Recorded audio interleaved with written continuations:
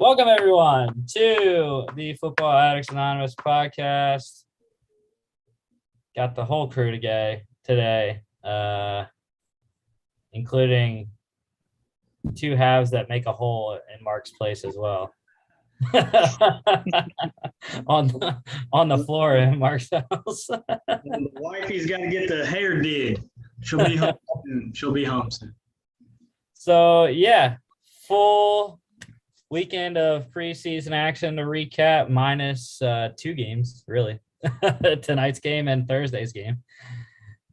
And then we're going to be talking Pac-12 Mountain West at the end of the show, as well as previewing the one game that we do have tonight, Jags Saints. So let's get it started here.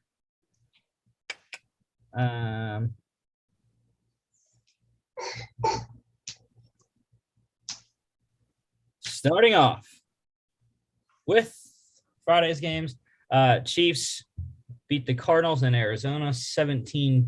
Shane Buechele having himself a really good game. He is in a I don't know if that's actually a battle or not, him and Chad Henne. I would think it wouldn't be because Henne's an established veteran, but cheaper option in Shane Buechele. You know me, I text you, when we got off the podcast Friday, and I just said 2 words, Shane Buechele. I'm with you there. It's a rookie and a vet, right? So do you want someone that is experienced behind Patrick Mahomes, or are you going to go with somebody that's, wow, he looks really good? Yeah, I mean, Chad Henne didn't have the worst game. He really didn't. It was just one of the things that we've been noticing with a bunch of quarterback play is that yards versus, completions. Now, 6 for 82 isn't terrible either. I mean, but for me, being the long-winded person of us three, the only thing that I took away from this game, because we said how exciting it would be if it was regular season, was just the drives and red zone play. Yeah. We can talk about the quarterback play forever, but it was just what happened in the red zone. I mean, this was a good game for me anyways, to start off the parlay. That didn't end up working out, unfortunately. But, yeah, the under looked good. Patrick Mahomes, ill-advised interception in the red zone. But that was the most extended that we've seen him this preseason so far. Kyler Murray played like crap, as you can see by his statistics. That was part of the reason was Chris Jones played very well for the Chiefs D-line, starting D-line there. Otherwise, did Murray only play one series though? Like, why did he only have 4 throws? I believe he played 2. It's just interesting to see though, because obviously Mahomes was in a lot longer than Murray, so the Cardinals and Chiefs had different game plans for this preseason. I mean, I know we were talking about it on Friday's show a little bit about it's going to be interesting to see how the weekend's games went with the players that played and all that. So here's one of the examples that we kind of were looking for right here. One team had their quarterback in for a while, and the other one only had him in for a couple series. Yeah. Yeah, exactly. It's unless you're like following all 32 teams really closely, it's very difficult to say who will and who won't play and for how long the starters will play. Mm-hmm. So that's why I, probably shouldn't be betting preseason. But that's why I'm a degenerate. So, that we talk about Rusty not being a Miko fan, that I thought was kind of interesting, and I'm going to side with Rusty on this one. In this performance, is everybody talks about how His catch and end zone looked great, and he had some good numbers. But if you look at it, he still was targeted 8 times and only came up with 4 catches. And that doesn't mean that it's all his fault. It could be bad throws, but I would like to see someone catch. If you're targeted 8 times in a game, I want you to come up with the minimum of 6 catches. Mm-hmm. 75% sounds about good. Elite is 85 to 90%, but yeah, they wanted. I think that was one of the big keys for the Chiefs in this game was they wanted to get Mecole involved because they wanted to see if he could truly be the number 2 receiver. And I wasn't able to watch the entire game. But my guy, Demarcus Robinson, he got 2 receptions for 10 yards, 6 targets there. So he was kind of in the same boat as terms of receptions versus targets. Yeah, but kind of like what Mark just touched on, you got to go back and see like how many of those 4 missed targets were actually catchable balls or like were actually his fault. So, and I'm not. Yeah, you got to. That's probably the biggest thing right there. Yeah, and I'm not sure when he was playing. I know he was playing some with Mahomes. So I would assume he would have played with Henny a little bit too. Mm-hmm. I'm not exactly. The touchdown pass was from Henny, and it actually wasn't a terrible thrown ball, if that makes sense. Like it was placed where only his receiver could get it, but he did have to really adjust for it, and it was a nice catch. Yeah, I didn't really have much else for this game. Ross Travis with a receiving touchdown there. Not really many defensive stats that popped out. Everyone with the sack, pass deflection, quarterback hit. So Mike Hughes had a couple pass deflections. I'll bring that up just because I coached him in basketball, so proud of him. And Cornell Powell, what's funny is coached against him when Mike was on our team too in the same conference. Oh, with 1 reception for 6 yards on his lone target. Chiefs covered -3.5 under 41. Washington, they beat the Bengals 17-13. Not as many stats, as you can see. Bigger font on this slide. There really weren't that many. Defensive stats is really what usually takes up a lot of room on these things, as well as other significant running back or wide receiver stats, tight end. But yeah, I only had 3 quarterbacks because I didn't think Kyle Shermer, Eric Dungy, or Kyle Allen's statistics were relevant. So Fitzy apparently looked pretty good. Heineke was very efficient, but again, the yards, dude. Heineke averaged 6.2 yards per attempt. It's confusing looking at these quarterback stats because, like, when you look at it, Heineke looks like he had the better game. But then, like you said, when you look at the yards, even though Fitzpatrick only completed like half of his passes, he still had more yards. And he completed 4 less passes too. So I didn't know what to take away from this. I didn't get to watch much of it compared to the other games. But Fitzpatrick just looked like he was out there like, I know it's preseason. I'm just going to toss the ball around. You know his personality. You know, he's a Harvard grad. He's so smart. Like, that's what I got from him. And then I'm with you guys. Like, 11 for 13 looks good, but 80 yards, huh? Yeah, that's what I said because I saw the final stats for this game walking to the bar on Friday here in Milwaukee. So, yeah, and Brandon Allen. Let me see.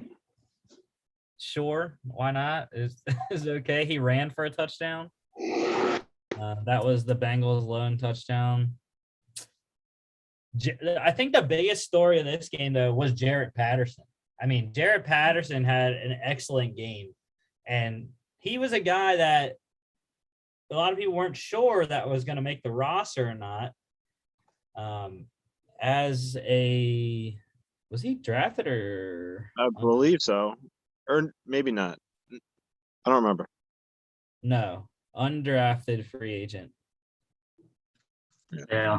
We were surprised about that because that amazing season last year at Buffalo. But yeah, I think this really solidified that he is going to make the roster, whether it's third or fourth. We have Antonio Gibson and JD McKissick solidified as the number 1 and 2. So I think those 3 and 4 jobs were really up for grabs. Oh, and then actually Peyton Barber, I guess, is probably solidified on the roster as well as a goal line back. So, maybe there's only one more spot, and I think Patterson did enough, especially in this game, to get that one. Well, if he doesn't end up making it on the Washington roster, he's definitely going to get picked up somewhere. He's going to pick up somewhere. Thanks for saying that. Yeah. Antonio Gandy Golden, the leading receiver in this one. Again, the quarterback's overall not throwing for a lot of yards, so 3 for 38. 3 for 30. What you get as the leading receiver in this one. Antonio Gandy Golden, though, interesting, got hurt last year in his rookie year, was a sleeper in a lot of fantasy circles last season. 4th round pick out of Liberty. And like I said, got hurt, never really made his way up the roster. So he's fighting for scraps at one of the bottom few wide receiver spots now. Yeah, especially now that they also added Curtis Samuel as well. And so now again, I don't pay attention to Adam Humphrey. I never do. But they signed him and he had the roster spot. But yeah. No, but I think one of the bigger stories in this game is a guy that you don't even have listed on here, and that's because he struggled so bad. Yeah. And that's Bengals receiver Jamar Chase. Now, I don't know we keep going back to the quarterback play. Brandon Allen didn't have a terrible game. What's going on with him? Go ahead, sorry. I was just going to say, it's obviously not Joe Burrow throwing to him. It's not going to be the starting quarterback throwing to him right now, but I don't know. Maybe it'll turn around when the season comes around. Yeah, he's been reported to have drop issues in camp and in the preseason. The quote that the thing that they said on the commentary while tuning into the game was they were talking to him because he had drop issues in the last game, and the quote that they used on the commentary was he said, this really, the pace of the game, even in the preseason, is 10 times faster than a college game. And I'm coming from the SEC. Yeah. And I guess that's what he is saying, that he's trying to get rhythm and timing down and some of that. And then from watching it, from an outsider's perspective, some of the slants, because he went on some quick slants and he dropped 2 of them when I was watching, he looked like he didn't want to get leveled. Like, he was thinking about, instead of worrying about catching it, he was thinking about going downfield or getting hit. Mm-hmm. Yeah, I don't know too much about the first game for the Bengals, but I believe all 3 of his targets were dropped in this game. No receptions on 3 targets. So, and like I said, I didn't really pay attention to the first Bengals game, but I believe it's 5. I think so, too. In 2 games, 5 drops in 2 games for Jamar Chase so far. So that's a problem for your first round. Number 5 overall? Yeah. And he played limited time, too, like everybody else, right? So, yeah. Like, just imagine that in a full game. Like, I don't even think he's played a full game yet in the preseason, technically. No. With the amount of time he's played. So the 5 drops in less than a full game played is not that great. Yeah, and some people are saying, well, he didn't play all of 2020, that's why. But I wholeheartedly agree with what Daniel Jeremiah has been saying on Twitter. There are other guys that opted out last year that are thriving as rookies right now in the preseason. Micah Parsons, Joe Tryon, Obviously, this was on the defensive side of the ball. I'm trying to think offensively. I mean, we had the quarterbacks, but they all played last year. So, How's Sewell doing? Is he doing good on the line? Because he didn't play last year. I believe Sewell, or no, Sewell is one that's struggling. But they said Slater in LA has been doing well. Trying to think who else opted out. I'm not sure. But yeah, there are guys though that are playing well that were opt-outs. It's definitely not just an opt-out issue. So anyways, the Bengals covered plus 5.5 under 35. And dude, if I would have just stayed away from Saturday's games and just parlayed Friday and Sunday and Thursday like I had, possibly even tonight too. Tonight's a pretty high number on the over-under for preseason. But if I would have just stayed away from Saturday, parlayed those other days, would have won. So, but I didn't stay away from Saturday, unfortunately. Speaking of Saturday, I know this one is probably the smallest font we because there was a lot of stuff that went on in this game. The return of the Trubisky to Soldier Field, and he demolished the Bears. He looked so good in this one, dude. I mean, I had the under, so I was, praying for the bleeding to stop, and Mitchell did not care at all. Him, the running backs, the Chicago defense, first team, second team, third team, all looked like absolute shit. They couldn't tackle, and it looked like a big-time lack of effort on the defensive side of the ball. And Andy Dalton looked like crap. Justin Fields looked good again. He should be the week 1 starter. It's funny. We were talking about like the pace of play on the last slide, but Justin Fields had a big quote a couple weeks ago about how the game was slower than he thought it was going to be or whatever. But in this one, he got rocked on one play where his helmet flew off. I'm sure he doesn't think it's too slow anymore. Andre Smith, yeah.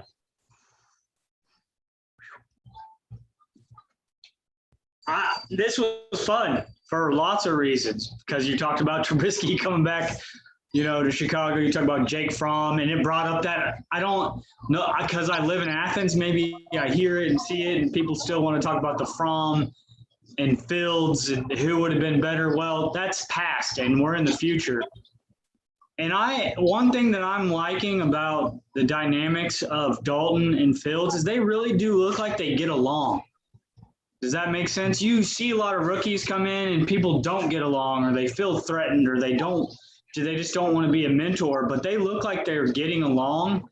And I know that people are going to be calling for Fields to start and play, and you see flashes of it. He still looked good sometimes in this game. He still looked like a rookie. But I think, just saying this on the show, and we can talk about all the stats, it's small fonts, is I would like to see Fields not just go out and get crushed week in and week out, and let him develop behind Dalton, if that makes sense. Think about Aaron Rodgers and who he got to be behind, and Patrick Mahomes. You see a lot of these good quarterbacks, they got to be behind someone and learn. Yeah. I mean, Andy Dalton isn't like Brett Favre or Alex Smith but yeah. I mean, I do kind of agree. I do like the whole sitting behind someone. I mean, even Tom Brady did when he came in the league. He was on the bench for a couple years before he actually came in. So, yeah, I don't know, but yeah, keep going. Sorry. Well, no, I was just that was the end of my thought. I was going to go on to something else, but if you have something else with the quarterbacks, go ahead. No, I mean, the biggest thing is we all know misleading stats. Randy Dalton right here. 73 yards came on one touchdown throw to Rodney Adams. That's why I'm saying people want Fields. I'm just He really went 10 for 16 for 73 yards. My question though is: are the Bears really going to compete? Do you see them as a contender in that division? I mean, Initially, they could be. They could fight the Vikings for the second spot with their defense, but like we said, their starting defense looked like crap against the Bills' backup quarterback. So, But Trubisky was also probably a little bit extra motivated in this one. But still, yeah, even Trubisky aside, the Bills ran all over him. You can see Reggie Gilliam, the fullback, had 2 touchdowns. He was the leading rusher in this game, besides Justin Fields. And Devin Singletary ran through multiple tackles. He only got 2 carries, but he scored on a long touchdown. Who else ran the ball? Zach Moss had a couple runs. So, yeah. You mentioned the guy I was going to mention before, Reggie Gilliam. I love seeing fullbacks get a little love there, and he had a game. I mean, 8 for 24. That's only 3 yards a carry, but yeah, that's still a lot for a fullback. 12 yards on 1 carry, though, Chris. Still, but yeah, he saw a lot of action for a fullback. He got two fullback dives on the 1 yard line. That's where he scored those 2 touchdowns. Back in the 90s, that wasn't unheard of. I mean, it is kind of a extinct type position, but growing up, we always had a fullback. You look at the Cowboys and their dynasty and Moose Johnston. Yeah, I love fullback and then kind of a halfback. I loved the play calling for Brian Daboll in this game because they ran Gilliam in the eye set for a lot of the game, and they ran the fullback dive, and then Singletary's touchdown was a fullback dive fake flip to Devin Singletary out on the edge. Hey, you have them as a Super Bowl pick, so I do. They are my AFC representative right now. We'll see when we get. Well, we're talking about betting. Sorry, I'm not talking about prediction or whatever. Yeah. I do have a Bucks Bills Super Bowl matchup bet. This is true. Wide receivers, I think, obviously the Rodney Adams touchdown, that took care of most of his yards. Cool celebration from him, rocking the baby after his wife the night before had a baby, and he slept in the hospital the night before this preseason game, which was ridiculous. Very cool story. Also, Aaron Rodgers' favorite receiver, Jake Kumro, caught a touchdown. That one was from Mitchell Trubisky. And then Isaiah McKenzie. Big workload for him. 8 targets. Made the most of it, though. 7 for 72. Mm-hmm. And then, also Marquez Stevenson. Back-to-back weeks on the board. He what did he have last week? Receiving touchdown, I think, or he just had yards.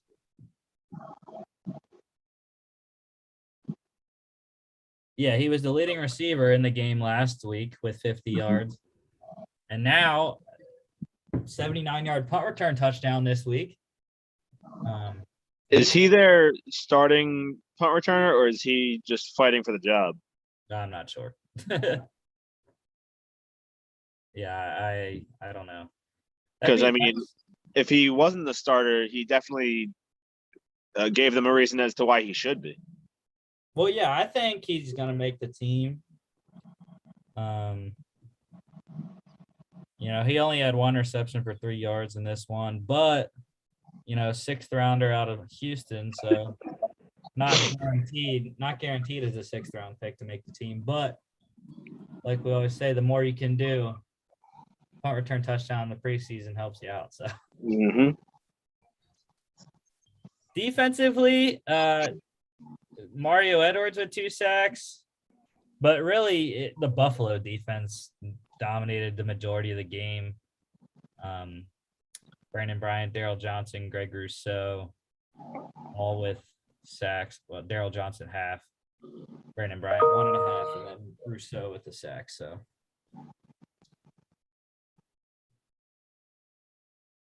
yeah.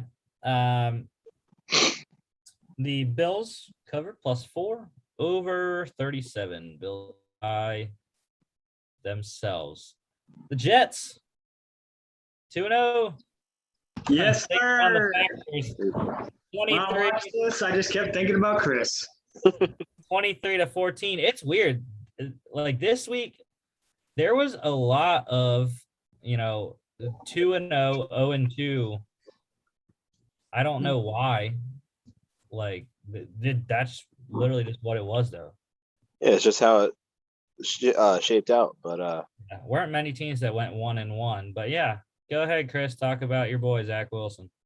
yeah, I haven't been this excited about a quarterback for the Jets in possibly my whole life. He's really proven why he was the number 2 overall pick there. 9 for 11 for 128 and 2 touchdowns. And the touchdowns were pretty good touchdowns too, both to Tyler Croft and I mean, they weren't into the end zone. It was to Croft on the outside of the end zone, who then ran it in. But still, they were nice, crisp throws. And Wilson's also developing nice chemistry with Corey Davis there too. I mean, he had 4 catches for 70 yards on 6 targets. We keep mentioning the targets thing. And yeah, 4 for 6 is pretty good too. I mean, that's only 66%, but it's a small sample size. So, yeah, I just think that it was a great all-around game for the Jets offense. Maybe not so much for the Jets defense. But again, like I had said before, right now as a Jets fan, I'm not worried about the defense. I'm not really worried about winning games this year. I'm worried about seeing how Wilson and the offense does. And yeah, so far, I know it's only preseason game 2, but the offense is looking pretty good to me. I concur. Off you, just the quarterback play in general. I loved what I saw with Zach Wilson. Like, I'm telling you, being in this group, what I love is my wife is like, what are you over there laughing about or getting giddy? You're not a Jets fan. I'm like, no, I'm happy for my friend. Like, I want him to have a good quarterback play. And Zach Wilson just looks, I want to say natural, but I do want to see it week 1, week 2, week 3 when first team defenses are out there. But he just looks like natural leadership under center, natural leadership to move around in the pocket. And it's just an effortless flick of the wrist and the ball is tight. And then you brought it up too. The other person since you're going to talk about him so much, is I was pretty impressed with Corey Davis. Just finding holes to get in, building the rapport with Zach Wilson. It looks natural, again, another word that I would use. But even Mike White, I don't like the yards, but as a coach, I will take 7 for 9 anytime. You know what I mean? Like, that's a good – you only missed 2 targets, made 7. You didn't really move the ball, though, in those 7 targets is what I'm worried about. And then staying on the offensive side, 54-yard field goal, 3 for 3, 2 for 2 extra points. We don't need to talk about the defense because that's just going to be with injuries and stuff. What is it going to be this year? Yeah, they might actually have a kicker now, Chris. Amendola, rookie. Yeah, when they had signed him a few weeks ago, I was like, who the heck is this guy? But Oklahoma State, baby. yeah, but I mean, the kicker situation is so bad that every time I see a name that I don't know, I'm like, oh, here we go again. But he actually has been pretty good so far. I mean, you put it there in the stats, a 54-yarder. That's no cheap shot there. So I'm pretty happy with that. Not at all. Yeah, I know Field Yates and what's the other guy's name? That's I forget. But the fantasy guys from ESPN were getting excited about Corey Davis after this game here. So and I liked Michael Carter getting 52 yards on 10. Yeah. On my dynasty team. Let's go, bud. Yeah, he averaged above the number I like. I like the 5 yard per carry guys, and 5.2. That's exactly what I like. Yeah, not much to talk about defensively. But Tyler Croft with the 2 touchdowns. Jay Sternberger with the touchdown. He's fighting for roster spot after being a former 2nd round pick, I believe it was. A&M boy. Mm-hmm. That's not who I wanted to click on. Just the 3rd round pick. He's going to be suspended for the beginning of the season anyway. So yeah, and just so we don't spend the whole time talking about like the Jets. I mean, I know you just touched on the Green Bay guy, but Kurt Benkert, he looked pretty good too. I was kind of thinking that. I just didn't want to talk. Like the Packers, to me, the big issue is they're going to be their defense. But 18 for 25 in a backup role, 151 yards. I mean, that's respectable. Yeah. He played almost the entire game. Yeah. Big Gala didn't come in. Like that for some reason. Kurt. Yeah, Kurt Benkert, former Falcon out of Virginia. But unfortunately, I don't believe the Packers usually don't keep 3. They don't. They do not. Do you think that they're like committed to Love though? Man, they better be. Otherwise, they just ruined. I'm just gonna be quiet. Yeah, you have to be. You don't waste the 1st round pick by not playing him. Yeah.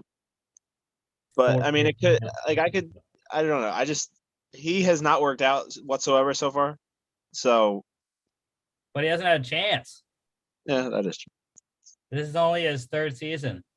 But they clearly don't want him there, though. So I would do what they did to the Falcons like 30 years ago or however long ago it was with Favre. Trade him now, and maybe he becomes a superstar somewhere else. But you're not going to use him, so get what you can for him now.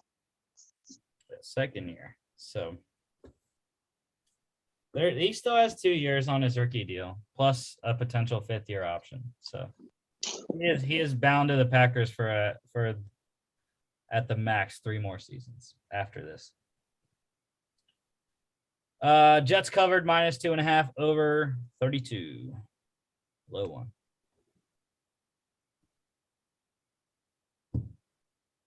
I have these switched on the script, but anyways, they're on the PowerPoint in the right time order from how they went down on Saturday. Ravens, 19 straight preseason games. They haven't lost. I believe the date was August 11th, 2016. 20-3 over the Panthers. Panthers led 3-0. Ravens with 20 unanswered in this one. And was I or was I not correct in calling this on Friday? Tyler Huntley played the entire game. Trace McSorley out with an injury. Lamar wasn't going to play in this one. So Tyler Huntley got the call for the whole game. Finally got to see Darnold in this game. Only had 1 series, but, 1 for 2. That one being to Robbie Anderson, his favorite target, 16 yards. Mm-hmm. And I think the biggest issue with Carolina, well, PJ Walker played like Will Grier did in week 1. Will Grier played actually pretty well in this game. But they switched those guys, though, because Will Grier was playing with the 2s in this one. PJ was playing with the 3s. What I will say, though, is the Panthers have a kicking issue. You mean they don't have more? Joey Sly was terrible. The Panthers were getting into the red zone, and he was not converting. That's probably an issue also with the offense that they can't convert in the red zone on touchdowns. But if you can't convert in the red zone, you got to get points at some point. And 1 for 2 on field goals. So maybe not that bad. Mhm. They probably went for it a couple times on 4th down, I would assume. So I've got to go back to the article that came out this summer about the red zone. And Teddy Bridgewater never said anything bad about the Vikings, never said anything bad about the Saints, and he didn't say anything about bad, like verbatim about Carolina, but he said that it's just the first time that I've ever seen in my professional career that we didn't take time out to practice on red zone situations. That didn't mean that they didn't in Carolina didn't work on red zone plays, but they didn't put clock on the time and a certain defense or a 2-point conversion and this and that. And he said that as he transitioned to a Denver Bronco. And seeing this, and I know it's only the preseason, but you're not seeing the first team defenses. You should think that your red zone should be better in the preseason. Does that make sense? At some point, and so it takes me back to what do they – and I'm on that bandwagon with Rusty. I think that the Carolina could be that second team in this division. I think that they let Matt Rule, draft into his system. But this is a playoff team, clearly, in the Ravens, in my opinion, when there's not any injuries. And this is an up-and-coming team, and it still shows you where someone is and where they need to get to, if that makes sense. Yeah. They actually – it only shows on the team stats the Panthers went 0 for 2 in the red zone, and they only attempted 1 4th down, actually. I was surprised at that. Hey, come here. The biggest thing was 2 for 11 on 3rd downs. A majority of those actually probably came when PJ was playing because, as you can see, he struggled mightily. But Terrace Marshall, once again, had another good game back-to-back weeks. So their second rounder looking like a weapon at this point. And Josh Oliver got traded from the Jags to the Ravens this offseason. Big workload in this one, 10 targets, 7 receptions. Did return the ball over, though, however. And defensively, not much to talk about. Josh Bynes, 9 tackles. Yeah, I mean, you talk about the running backs, but you obviously probably watched this one, right? Because you are a Panthers fan. Yeah. But the Panthers only scored the 1 field goal the whole game. But was it really the offense struggling, or was it just the Ravens' defense was playing well? A little bit of both. Yeah, because Darnold's only drive, they went in and went for it on 4th and goal at the 1-yard line and didn't get it. They ran 3 straight times they ran 2 straight times from the Baltimore 1-yard line. And Chuba Hubbard wasn't able to get in the end zone. Yeah, that was the other thing I was going to mention too, is that probably the best player on the Panthers wasn't even playing. So, I mean, if this was a regular season game, I still think the Ravens win this one, but I don't think it's as much of a beatdown as this one was. Yeah, and I think Chuba's definitely got some work to do. 9 carries, 24 yards, not great, 2.7 per. The backup running backs for the Ravens, though, looked pretty good. Nate McCrary, Tyson Williams, both over 4 yards per carry and scoring touchdowns. Mm-hmm. Ravens covered -3.5, under 35.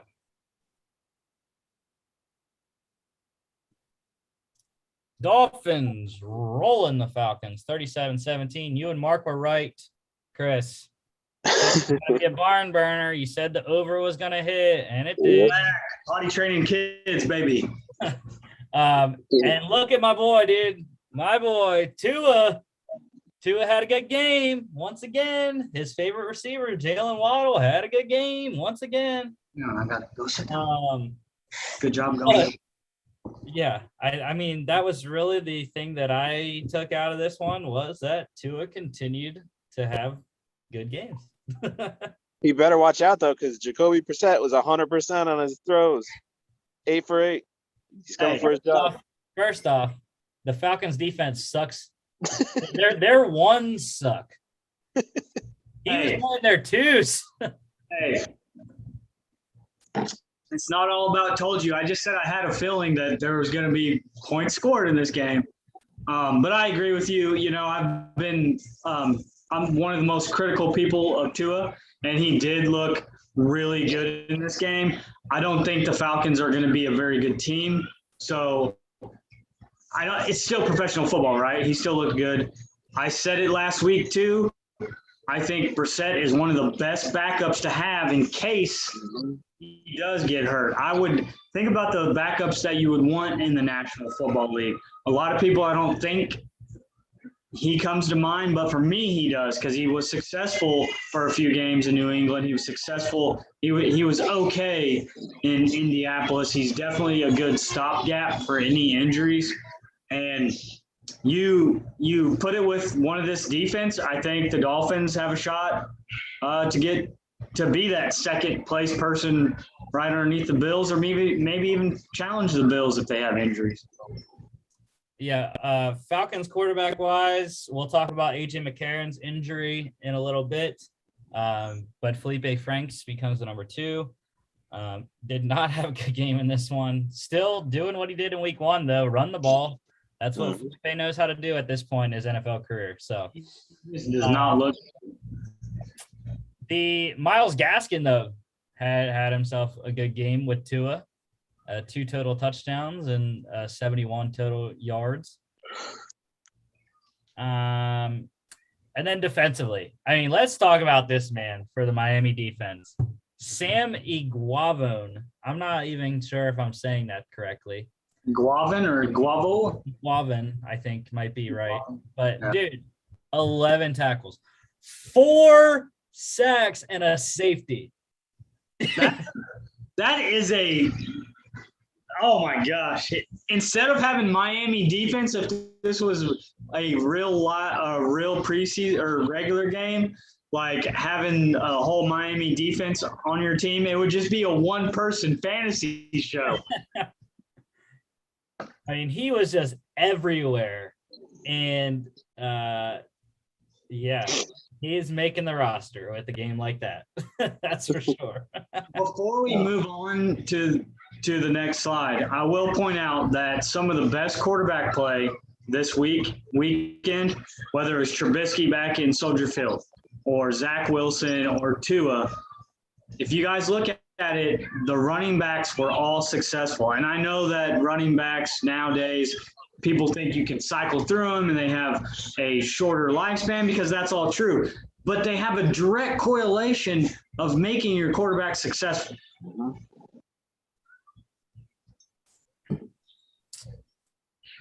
Yeah, also a good game for Deontay Foreman, getting a touchdown right after he signed this week, essentially. Dolphins covered -6 over 36. Dolphins by themselves. Titans rolling the Bucks 34-3. I guess it's an improvement from Kyle Trask. I mean, he threw 2 more picks. That's the one thing I want to talk about. Kyle Trask looks like hot, just a soup sandwich, hot garbage, whatever you want to tag this. He does not look good. Yeah, well, that's why he has 4 years to learn under Tom Brady, because we know Brady's going to play for 4 years. So, Brady is going to die on the football field. Mm-hmm. Well, actually, like I said, when they drafted him, I was like, Brady plays 3 more years. That gets you to the last season of Kyle Trask's rookie contract. That would be his 4th year. Obviously, second-round picks, they don't have that 5th-year option. So he would have 1 season to show them what he can do as a starter, if that's what they want to do. If they see enough through the first 3 seasons. Guys, he looks – I mean, I can't say it. I don't try to trash anybody. I'm not even trashing the kid. Like, it's nothing personal. He just does not – he doesn't look good. He doesn't look like he can read anything. He's not going to the check down. It looks bad. It looks really bad. Matt Barkley, on the other hand, though, had a good game, and I'll leave it at that. Matt Barkley's had 2 great games. Nope. Both games for the Titans from Matt Barkley have been good. And that's interesting because he didn't sign with the Titans until like right before training camp. Yep. And I think he's already solidified himself as the number 2 in Tennessee. You know what I think is funny about this is think about who the head coach is and who he learned under. And New England has had some success, not Tom Brady success, but you have success with, hey, get into this system. Here's our play calling. This is what we're about. Yeah, true. And going back to Kyle Trask, I feel bad for Ryan Griffin, though, because he is essentially the odd man out, because I would believe that they're going to keep Gabbert as the backup. Even though that was essentially rumored as a competition, Gabbert versus Griffin, but based off playing time in this one specifically, Gabbert didn't play as much as Griffin did. So Mekhi Sargent, though, for the Titans, back-to-back good games for the rookie. Elijah Molden had a great game. Yeah, and the other guy that we kind of mentioned before when we were talking about the Bengals, but Joe Tryon, I think, was another name that we mentioned who didn't play last year, who's having relative success here in the preseason. I mean, the stats aren't eye-popping, only 3 tackles, 1 solo, and 1 sack, but, I mean, there's still a decent stat there I don't know how long he played, but yeah. Yeah, I would assume not long, considering he's a first-round pick. So, but yeah, like Mark said, Eli Molden, 2nd year out of Washington, pretty solid performance by him. Breon Body Calhoun with a fumble recovery touchdown, 42 yards to the house. And then also I'll go back offensively. Mr. Preseason, one of the mainstays of preseason football every year, Tanner Hudson. he seems to light it up every year in the preseason, especially when Ryan Griffin is throwing in the ball. Ryan Griffin and Tanner Hudson have a legitimate connection. Well, I like the 6 receptions on 7 targets. There we go back to targets and catches. Only thing is his fumble was the one that Breon took to the house. So, yeah. And then Des Fitzpatrick, couple receptions there for the rookie out of Louisville. Actually, their 2nd leading receiver for the game. But yeah, the Titans were a pick 'em. They covered over 35, thanks to the Bucs getting a field goal. Steelers beating the Lions 26-20. Now, this game was closer than it looked on the scoreboard because the Steelers were rolling the Lions. It was not as close as it looked. David Blau, made a ridiculous comeback. I like it. I liked his numbers. But yeah, dude, I loved the first quarter. Big Ben was shredding the Lions. He looked healthy. He looked comfortable.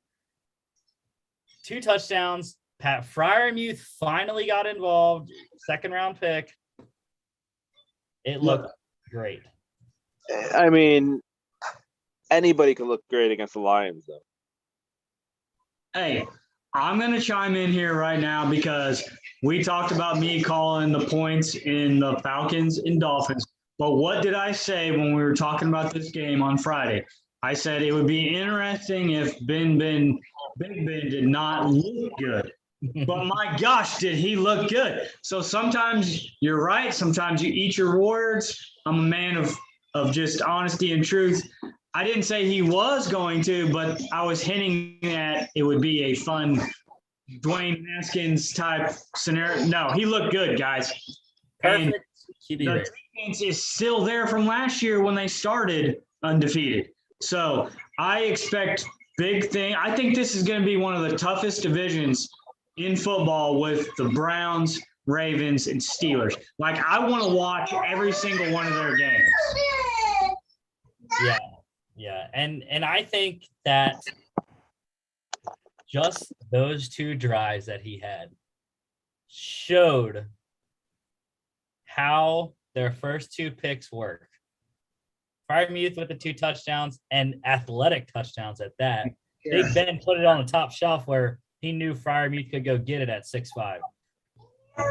Najee Harris didn't have statistically a good game, but you could see how the running game, the threat of Najee Harris, could set up the play action for Big Ben and help the passing game out that they didn't have last year. And even though, like I said, it didn't look great statistically for Najee running the ball 4 for 10, but he did have a big reception. That was for 46 yards. He had 2 catches, 53 yards overall, but big 43-yarder on 3 targets. I don't really have much else to say. The Steelers' offense, first-team offense, looked fantastic in this game, and I'm excited. And what I liked to hear on Twitter the next day was, Good Morning Football was saying, or maybe that was this morning, I don't know. But they were talking about this game, and they didn't mention Big Ben. They didn't mention Pat Freiermuth. They mentioned the guy that I said the hire of the year, the assistant hire of the year by Mike Tomlin. It wasn't really a hire, it was a promotion. Matt Canada, Steelers offensive coordinator Matt Canada, getting promoted from quarterbacks coach. His play calling in this game, just 2 drives, but he is going to be the difference of why the Steelers offense. It made me, now that you said that, when I was watching this, it made me think about wanting AB back and Le'Veon Bell, because I would love to see what he could do with. And I mean, you can't live in the past, right? So I shouldn't bring that up. But I thought the same thing. Like, I loved what he was doing with Ebron on the outside and just different stuff. So I'm on the same wavelength as you. Yeah. I think it's going to be the second or maybe the first best division to watch in football this year. 3 teams are going to battle it out. We know Matt Canada is also our guy, Dave Mui's guy as well. I know. From his time at Maryland. Hopefully we'll be able to get Matt on the pod sometime in the future. But I also will stay on the Steelers. Chris Boswell had another good game, 4 for 4 for field goals, 2 for 2 extra points. This was another game, though, defensively, not much stood out. I don't have him on here, but I thought Melvin Ingram looked pretty good. Not sure what his stat line was. Only 1 tackle, being a solo tackle and a tackle for loss. But I don't know. I have thought the 2 big free agent additions, 1 free agent, 1 trade, Ingram and Joe Schobert have looked pretty decent in their games so far. This one obviously being the first game for Joe Schobert in a Steeler uniform. So Lions, I keep talking about the Steelers, but as far as the Lions go, I mean, there wasn't really much to talk about because Jared Goff didn't play. The starters didn't play, really. I don't think any of them actually played. Yeah, none of the starters played for the Lions. So, and Amon-Ra St. Brown didn't have that good of a game in this one. It was really, like I said, David Blau taking over for Tim Boyle. Blau really had a good game, leading a almost comeback here. And then, the backup quarterback for the Steelers, Rudolph, looked good again. Haskins did not look as good this week. So maybe Mason got one back. Maybe it's tied at 1 now. Or maybe Haskins is still up a little bit from the Hall of Fame game. But I don't know. That will be probably the biggest storyline with the Steelers going into preseason week 3 last week. I mean, you really think that there is competition though for that backup spot? I do. I mean, like I said, Mason Rudolph looked good. He looked fine.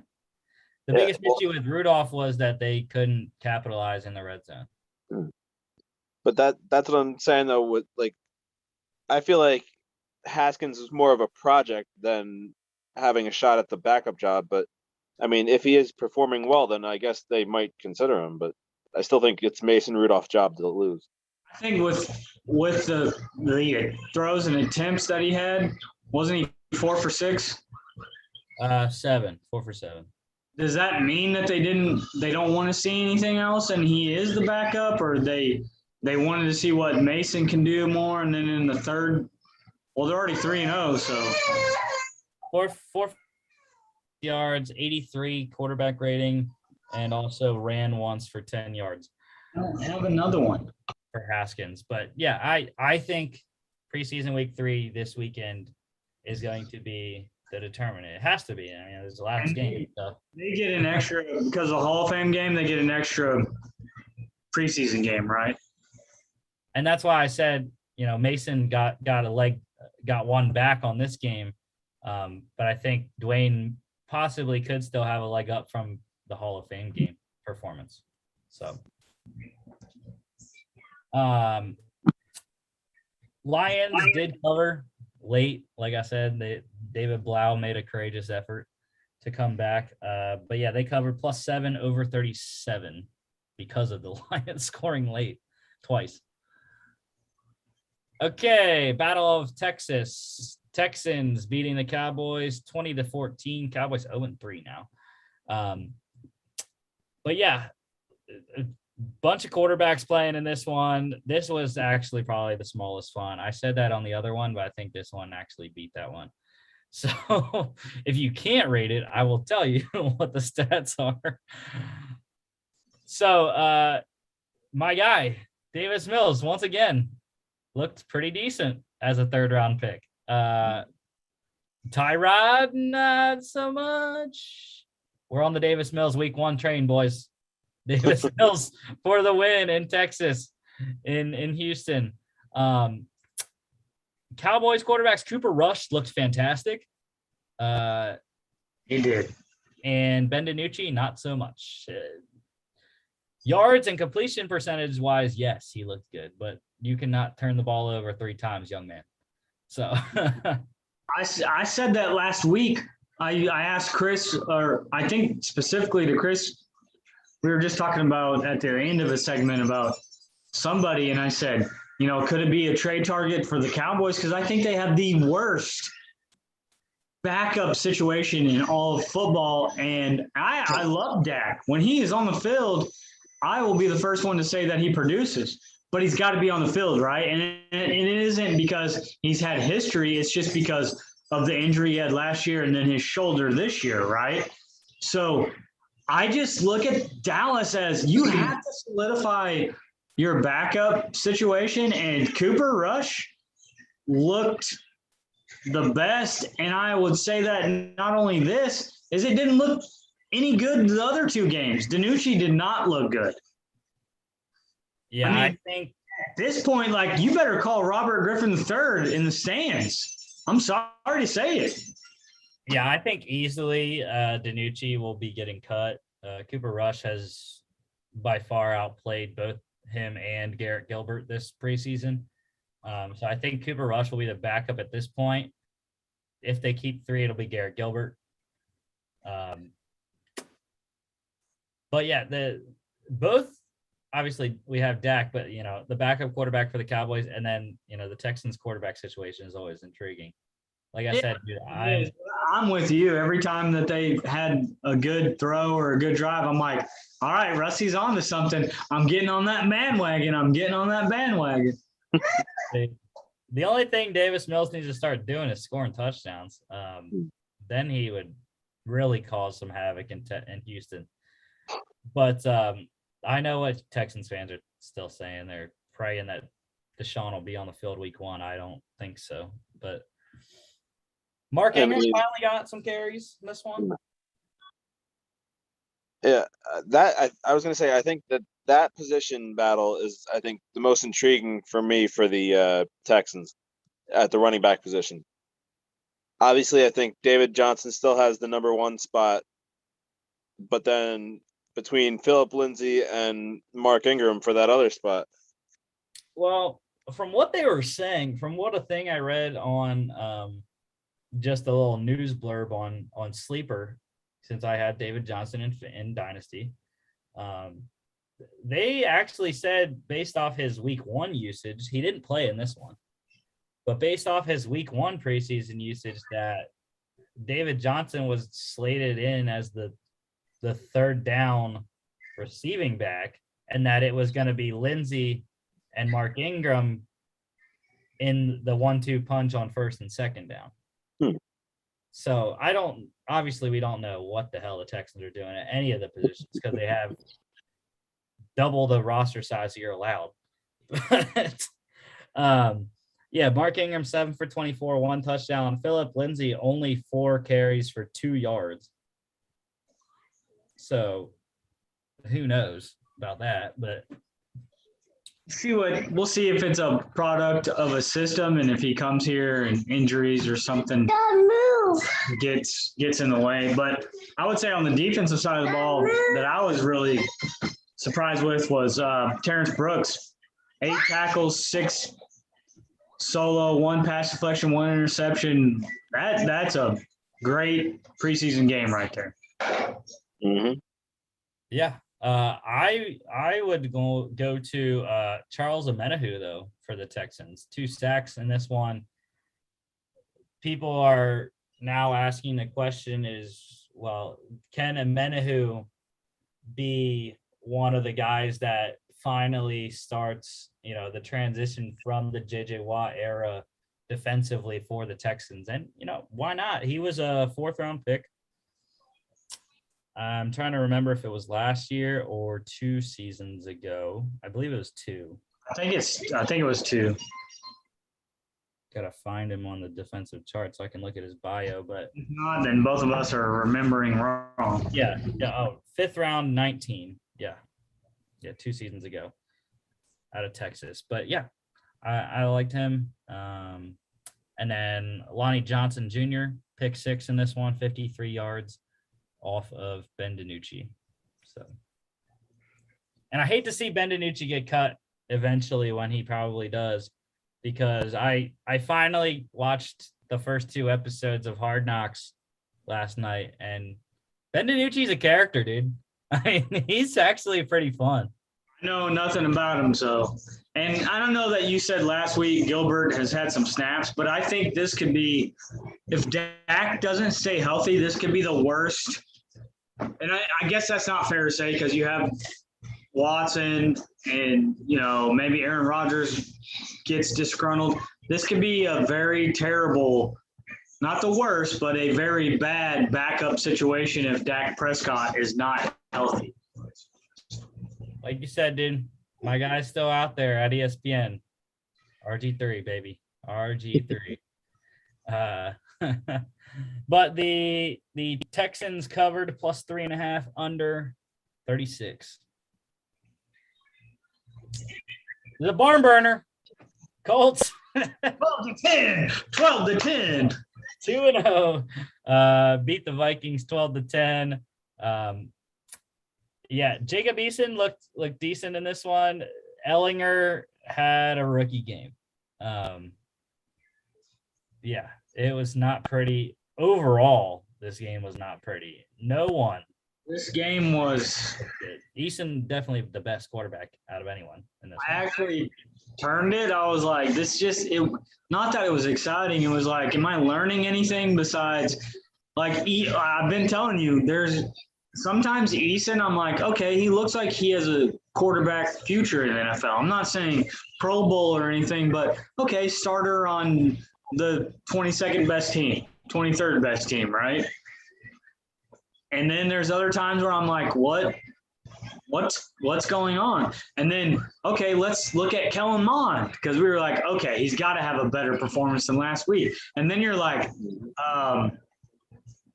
was it better? Were the numbers better? Was it this was the most, I don't want to even say bizarre. It was just uninteresting. Does that make sense? Like, it was uninteresting. We played preseason football, and we learned about nothing about either teams. The one thing I will say is that Kellen Mond's yards per completion looked decent. 10 plus. Last week, way better than last. 10 plus per completion is pretty good. Definitely want over 10. I guess get that, but it's not fair to say that you didn't learn anything. We learned that Kirk Cousins is definitely the starting quarterback for the Vikings, regardless of who's behind him. He was 5 for 7. He could go tomorrow and throw 1 of 10, and he still would be the starting quarterback because of experience and money. Yeah, I mean, he didn't look that great either. The percentage, yes, but we talked. This is a million times already. We talked about yards versus completion, so that's not even close to where you want that. I guess Pinheiro. Abdullah Patman, the leading rusher and receivers in this game. Again, nothing really too big. My guy though, Chad Surratt. He did had himself a game. I love that man. It was linebacker, rookie out of North Carolina. 10 tackles is eye-popping, but 5 solo, but he still was everywhere. I guess right when I looked down on the stats, I said, well, maybe I should not say what I'm saying. Yeah, I absolutely loved, and Chris knows this, I loved Chaz Surratt coming out of the draft from North Carolina this year, 3rd-round pick for the Vikes. So look for him. And like I said, I think I said this in the Vikings preview, look for him to slot in beside Anthony Barr and the other guy. I can't remember the other dude because it was Eric Wilson last year. UNC's had some good defensive players coming to the league and have a lasting effect. And then the other guy, Troy Dye, out of Oregon, with a pick 6 off of Ellinger. He's a 2nd year, if I'm right. Yes, 2nd transition from safety to linebacker this year. So, yeah, good game for him as well. And then Kwity Paye. People were making a big deal about he had his first sack. So, there you go. My question, what about the kicking game? I don't know that Indianapolis doesn't have 2 kickers that maybe other teams would want. Yeah, and I don't know. I was confused. Preseason, but 50 and 3 for 3. Well, that's the 3 for 3 was why I was confused. Because Rodrigo kicked the first one. And then Pinheiro kicked the rest. So that's what confused me. There's no way that they keep 2 kickers, do they? Do they have a long specialist and a short spec? Like, that's never going to happen in the NFL, right? Like, no, but like I said, it was just confusing that they didn't go 2 and 2. It was 1 and 3. But like I said, Rodrigo he kicked the first one, so that would probably indicate that he's the guy. I still think that Rodrigo would have a starting job even if he wasn't with the Colts. Oh, for sure. But yeah, Pinheiro has shown the last couple of seasons that he's an adequate kicker. So the Colts cover +2 under 37. Another blowout. Broncos rolling the Seahawks 30-3. Teddy B looking good. He got the start in this one. Drew Lock started week 1. Teddy B got the start this week. Threw a touchdown. KJ Hamler caught his second touchdown catch this preseason. Now he has one from each quarterback.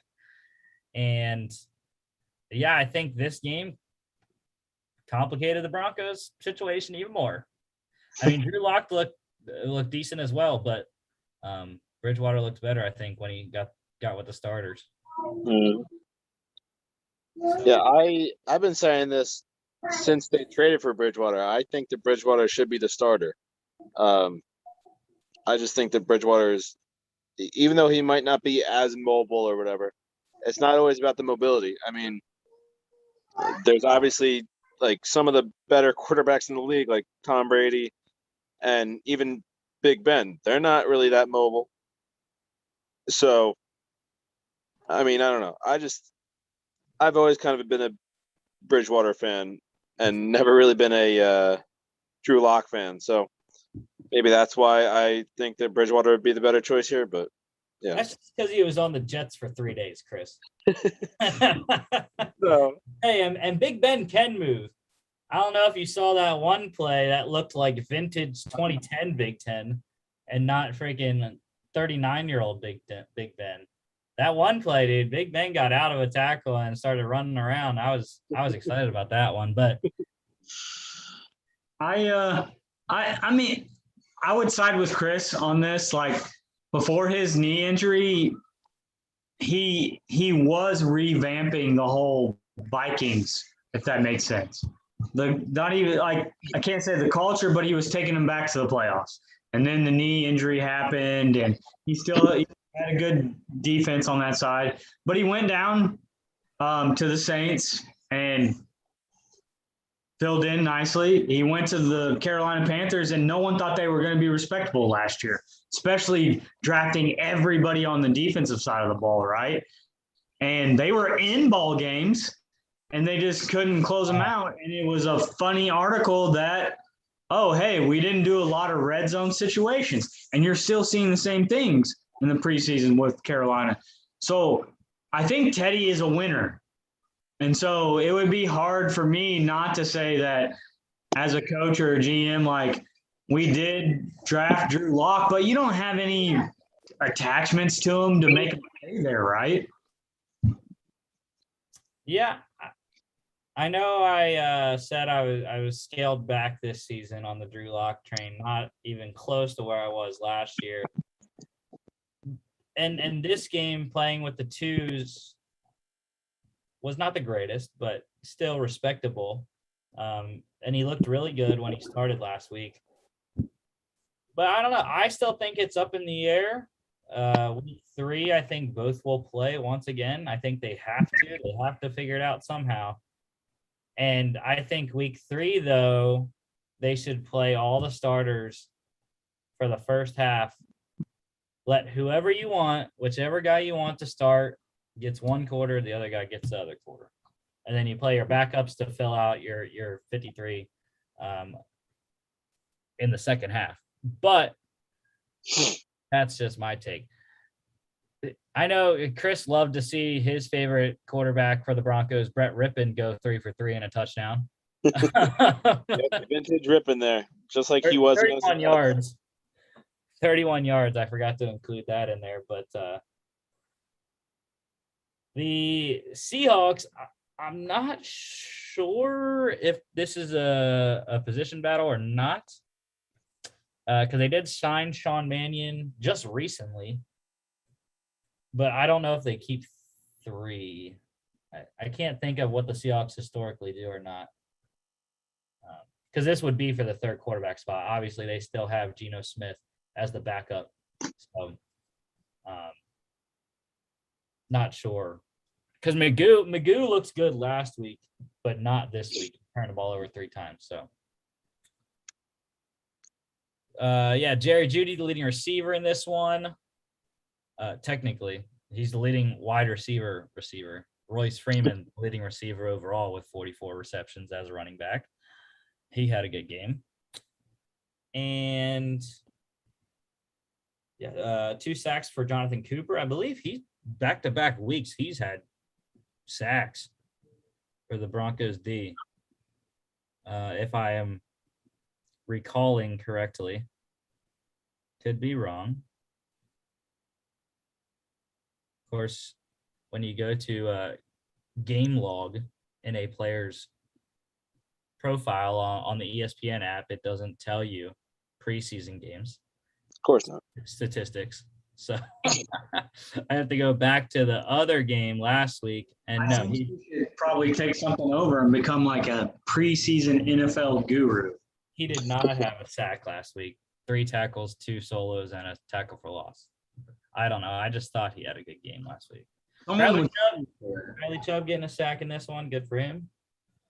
And Dalton Reisner, fumble recovery for a touchdown. 0 yards. Yeah. Well, that's how they used to put it in the scoring summary, but now they just put Dalton Reisner fumble recovery in end zone. I don't like it that much. I like it how I put it every time. Yeah. I'm going to continue to put that 0 yard fumble recovery. I like that too. I agree 100%. Just like when we had the 0 yard punt return touchdowns. I love those too. Hey, I'm telling you. What a blocked kick. You need to start like a preseason, I'm the preseason encyclopedia. We're gonna be the NFL's official preseason statistic database. Let's do it. I love it. All right. Broncos covered -4.5, under 38. Your boys, Mark, 0-2. They had a chance, though. I told you it wasn't going to be. I don't have a lot of faith, and I do that a lot in my teams because I don't want to have expectations and they don't meet it because they never do unless the Cardinals in some years. But I want to talk about Peterman. That's the Peterman we know, guys. 2 INTs. 2 INTs. We knew we weren't going to see Matthew Stafford, if that makes sense. I'm still worried about our running game after the first running back. And so, I don't know. What are your guys' thoughts? Well, people were calling this game sort of like what happened in Thursday's game with the Eagles because everyone thought that Mariota was going to play. And then Peterman ran out with the offense, and everyone was like, what? We thought Mariota was healthy and that he was going to play. But he didn't, and Peterman played the whole game again. It was a interesting matchup, to say the least. Actually, this was an old a couple years back. This was a classic ACC matchup. This was UVA versus Pitt. Bryce Perkins, Nathan Peterman. But yeah, Perkins actually, I thought, looked very good. He was running around, scrambling a lot. The Rams' offensive line was getting wrecked by the Raiders' D-line a lot of the game, and Perkins had to run. He didn't have any choice. Mm-hmm. I'm going to go to the running backs, dude. That's my boy, Jake Funk. I love Jake Funk, 6th round pick out of Maryland. And, I don't know. It was only one game here, 7 for 56, but that's quite the average. That's what kind of scares me about this year. And I know it's not everybody first team, but we've had, if you look at our roster, we've had older linemen. And if they get injured, is Matthew Stafford really mobile? Is he going to have to run for his life? I know who he's going to be throwing to. I know who's going to be on our defensive side of the ball when we're first strings, right? But we've hurting our organization with draft picks on trades and stuff that this team is not going to be any good, guys, if there's significant injuries. That's just my opinion on the Los Angeles Rams. Yeah. No, just to kind of piggyback off of what Rusty said, though, about the running backs, obviously that was a big issue stemming back from the big injury to Cam Akers like a month or two ago, however long ago that was. And we keep saying, oh, who are they going to sign? Who are they going to sign? Well, it's preseason week 2, so there's only one preseason game left. And I feel like if they were going to sign somebody, or if they were in a rush to sign somebody, they would have already. They clearly think that they're good with Henderson and Funk there. I mean, like Rusty said, Funk had a pretty good game there, 7 for 56. But yeah, I mean, is it possible that they don't end up signing anybody? We'll talk about an injury in the Rams backfield. That means I think anyways, they're going to sign someone. So we'll talk about that in a little bit, but. And I do think that the Funk is, I mean, that's great. If you can average 8 yards a carry, well, what I'm saying is that's not realistic moving forward. And so you're going to go on that on 7 carries for 56 yards, thinking that you're good to go the rest of the season. Does that make sense? Like, I'm not taking anything away from what he did. I know the Rams thinking is, oh, wow, we found the next thing to help us for the next 4 to 5 weeks. Well, that doesn't always translate. That's one preseason game. Mm-hmm. Yeah, well, what I liked, though, was the improvement from him. Right. Because last week, he only ran it 5 times for 12 yards. So, major improvement in this one. Trey Regis went the opposite way. Trey Regis had a great game week 1. Not even close to a great game. The only reason he's on here is because he scored a touchdown. And his longest run was 8 yards. Guys, that's terrible. That's terrible. Averages. He had 8 yards on one run. LA does have a really good defensive line. I was going to say, was it really him though, or was it the Raiders' offensive line that couldn't hold back the defense? Probably the Raiders line. Yes. Yeah. But going back to the Rams though, they made it just like the Chiefs did with Mecole. They made it a priority to get Tutu Atwell the ball in this game. 13 targets, 8 receptions. Not like yards. Koski. I mean, 8 receptions, 10 targets. Not a big average, but you're catching 8 of 10. Tutu though was 8 of 13. The 5.8 like. Well, I think the issue with Tutu, especially when you look at averages, he's a speed guy. He's a gadget guy. He's a guy that you're going to throw screens, quick bubbles, quick outs. Yeah, it's all going to be short most of the time. Those were Mecole's numbers at Georgia because they never went downfield with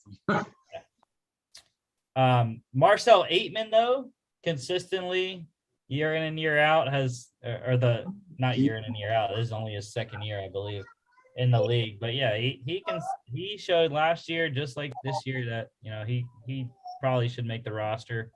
And 7th rounder UCF. We talked about him a little bit before. Mark Jacob Harris had a touchdown. It was a good touchdown too. It was a high point jump ball, I believe.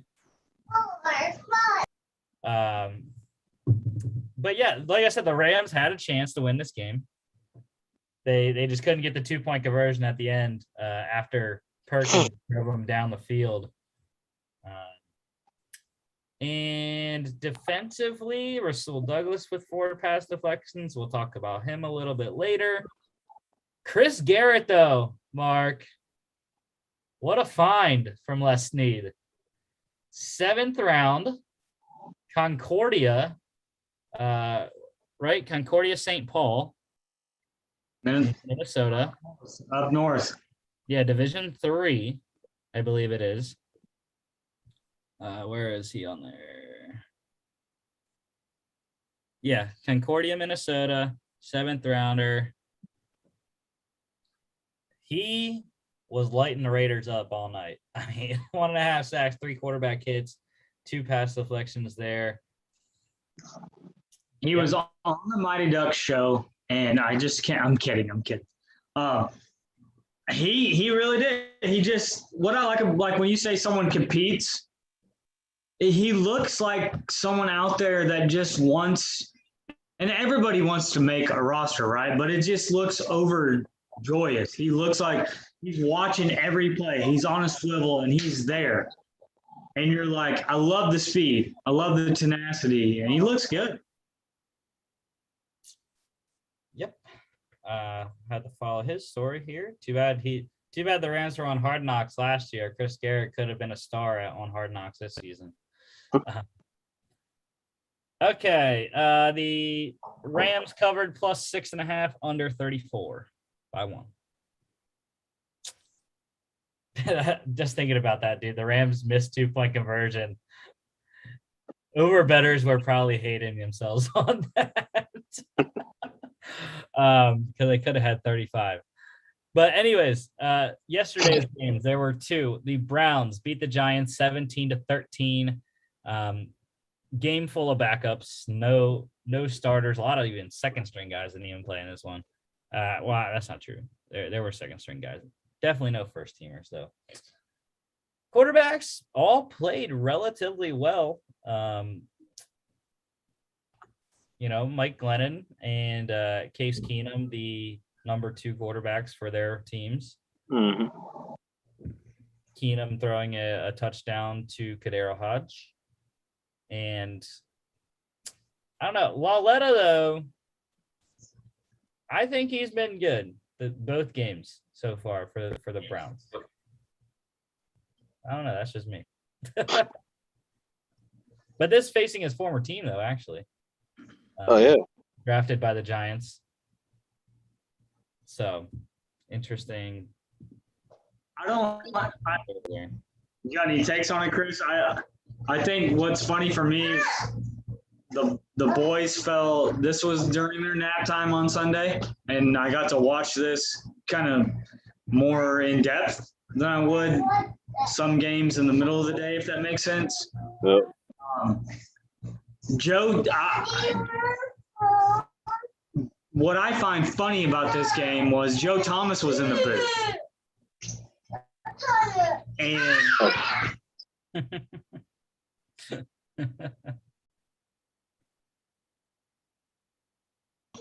And that was the funniest thing, in my opinion. Like, he had they showed him shot putting. He had some things about the Browns.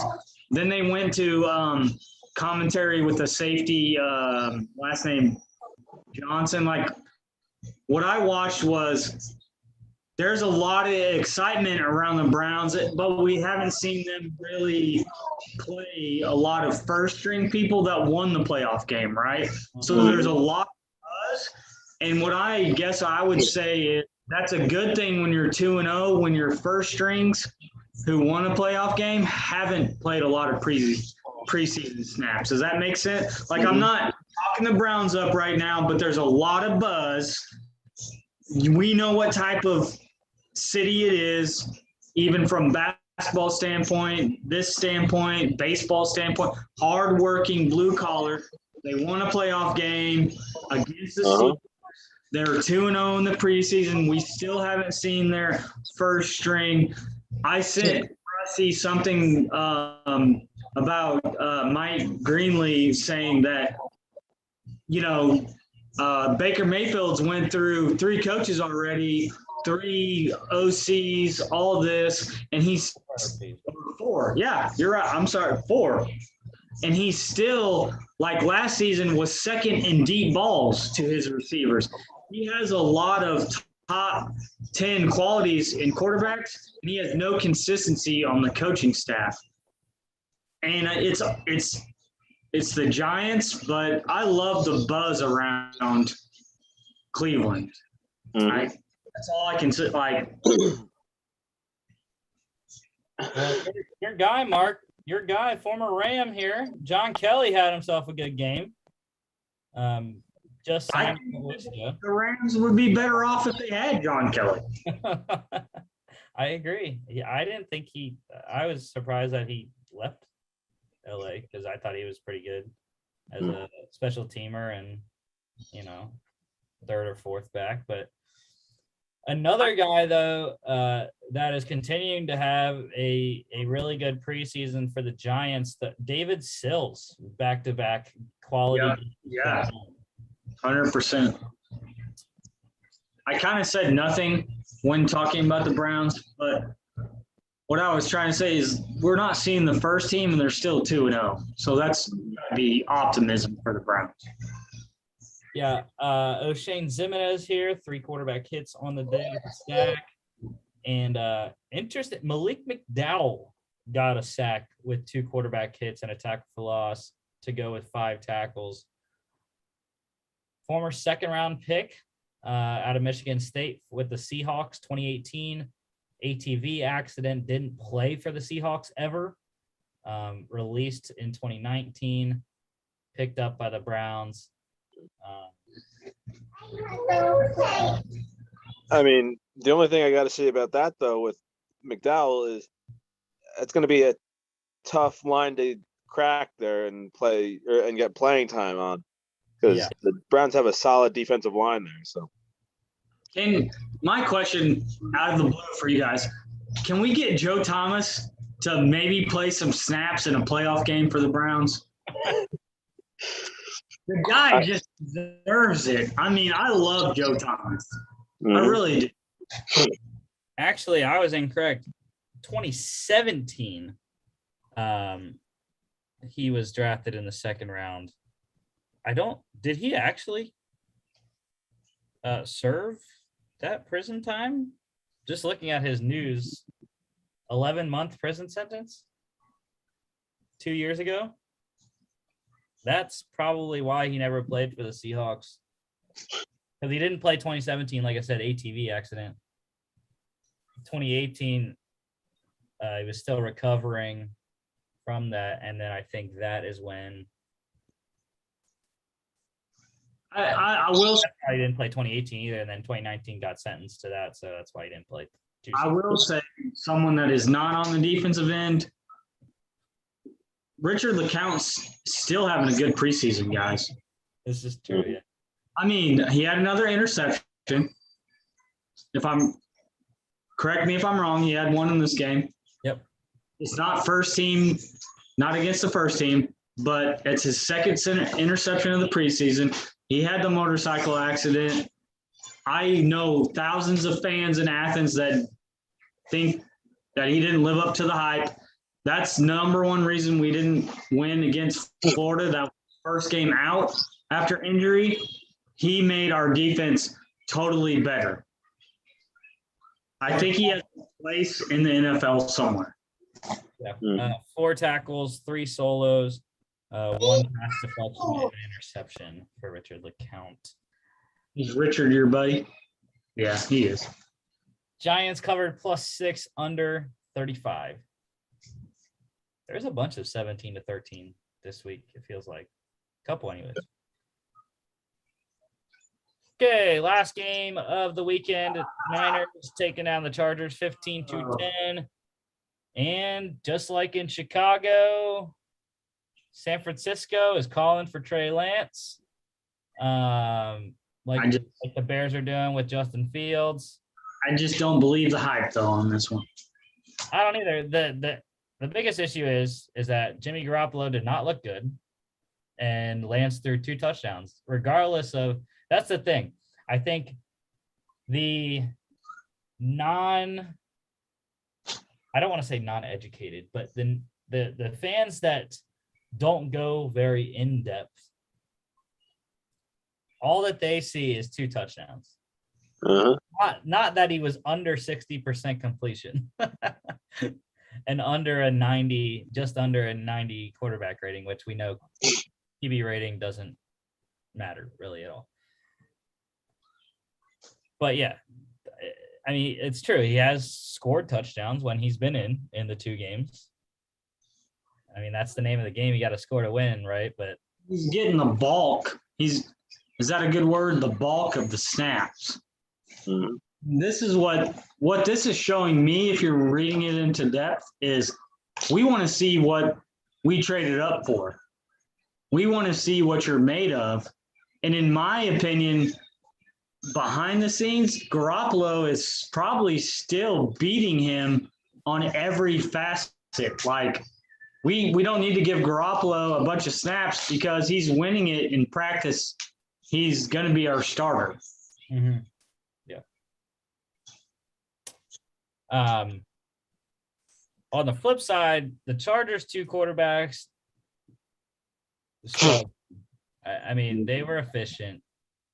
We talked about it a million times already, though. Yards, nothing downfield at all. I believe I was watching this game that the Chargers announcers were like, yeah, they had 1 deep shot the entire game so far. And, you know, that's kind of what Easton Stick and Chase Daniel are, though. Those guys, especially Chase Daniel, is not a deep ball thrower. Easton Stick has the arm to do it, but he didn't in this game.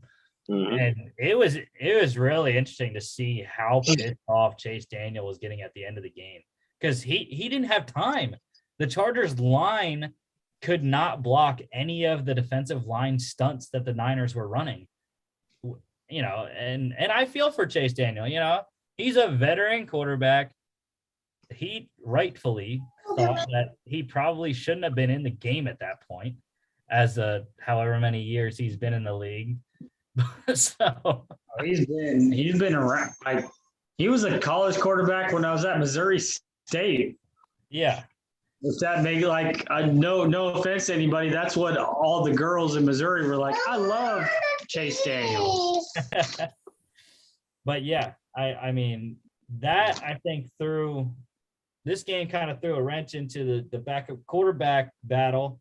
And I still think Chase Daniel would have it just based off his veteran standing. Mhm. But I think just like a couple other backup quarterback situations, that the third week will tell a lot. So, Wayne Gallman, though, had a good game. Mhm. Behind the Niners offensive line. Not sure where he slots in on the depth chart, but He's going to be a good red zone. We know what he was in New York. You know that, Chris. Yeah. He's going to be back in the red zone.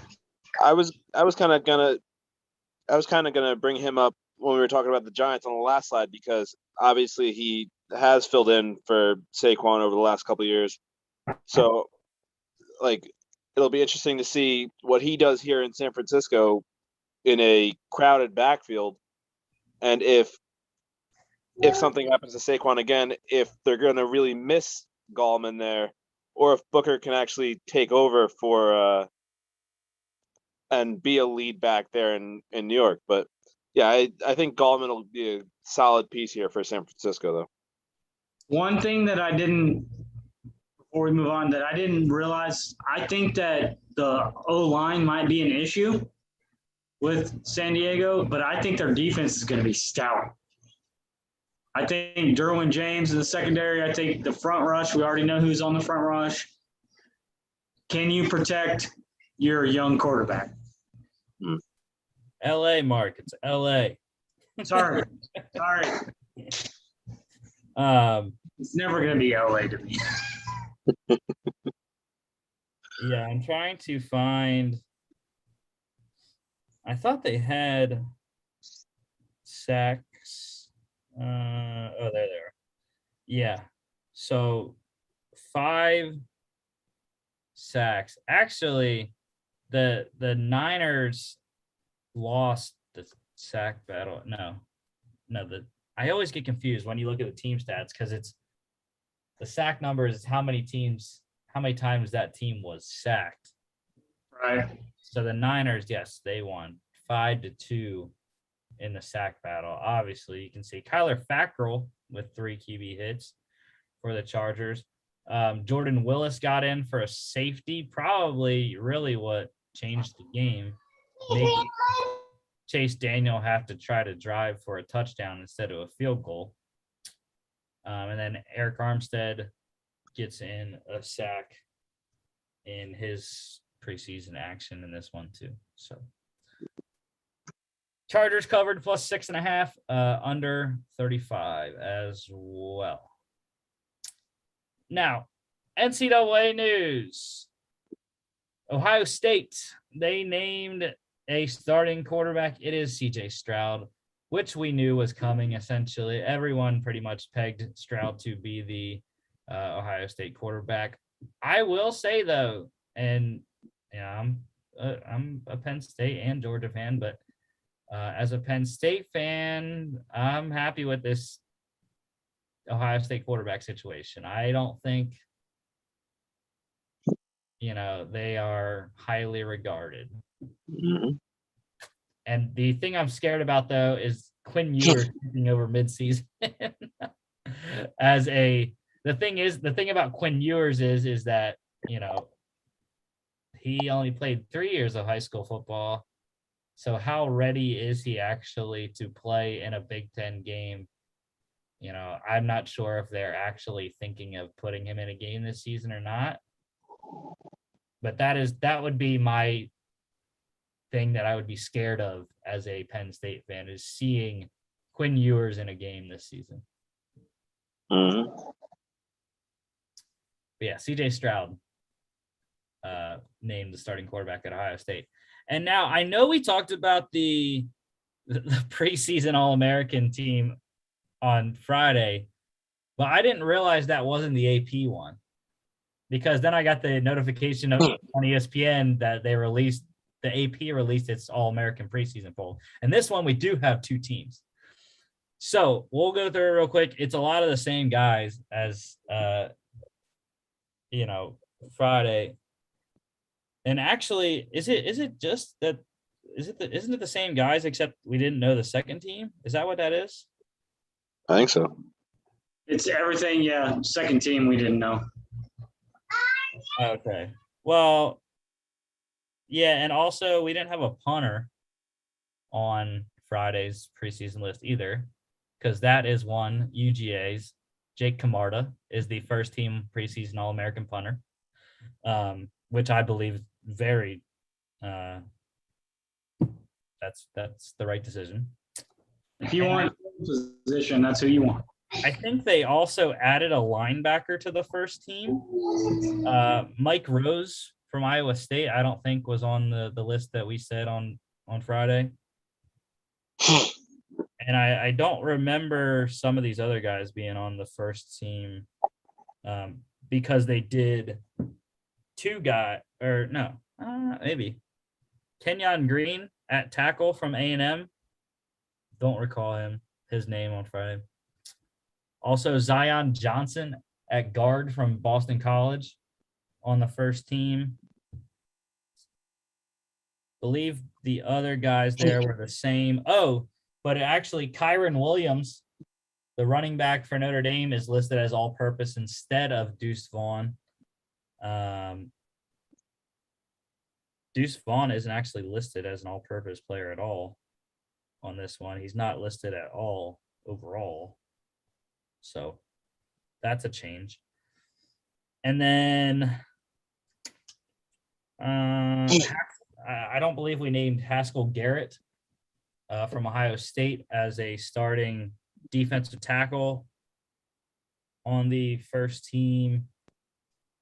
But second team, though, Sam Howell as the quarterback out of North Carolina.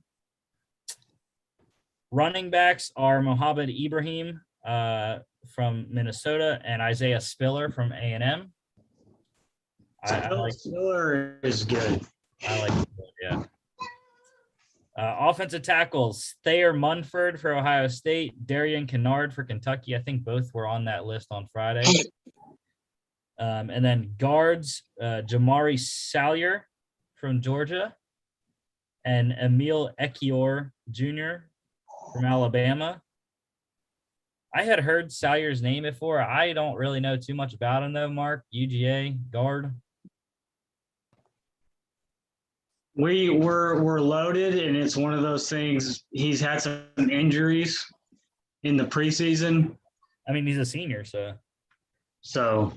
And what's deterred him before that was good people before him. Does that make sense? Yeah.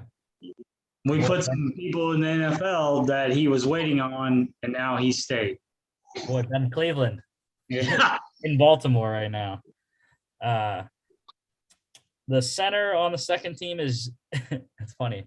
Jarrett Patterson is the second. It's 2 T's though. 2 T's and 2 R's. The running back for the Washington football team is only 1 R and 1 T. And the center here, Jarrett Patterson, is from Notre Dame. Tight end, Jalen Weidermeyer. I think he was on that list, but I think on the first team on the AP's preseason list was Charlie Kolar for Iowa State. I think Weidermeyer was on the list we had on Friday, though. Wide receivers, second Ohio State guy here, Garrett Wilson, and Alabama's John Mechie. All-purpose on the second team, Jarian Ely from Ole Miss, running back.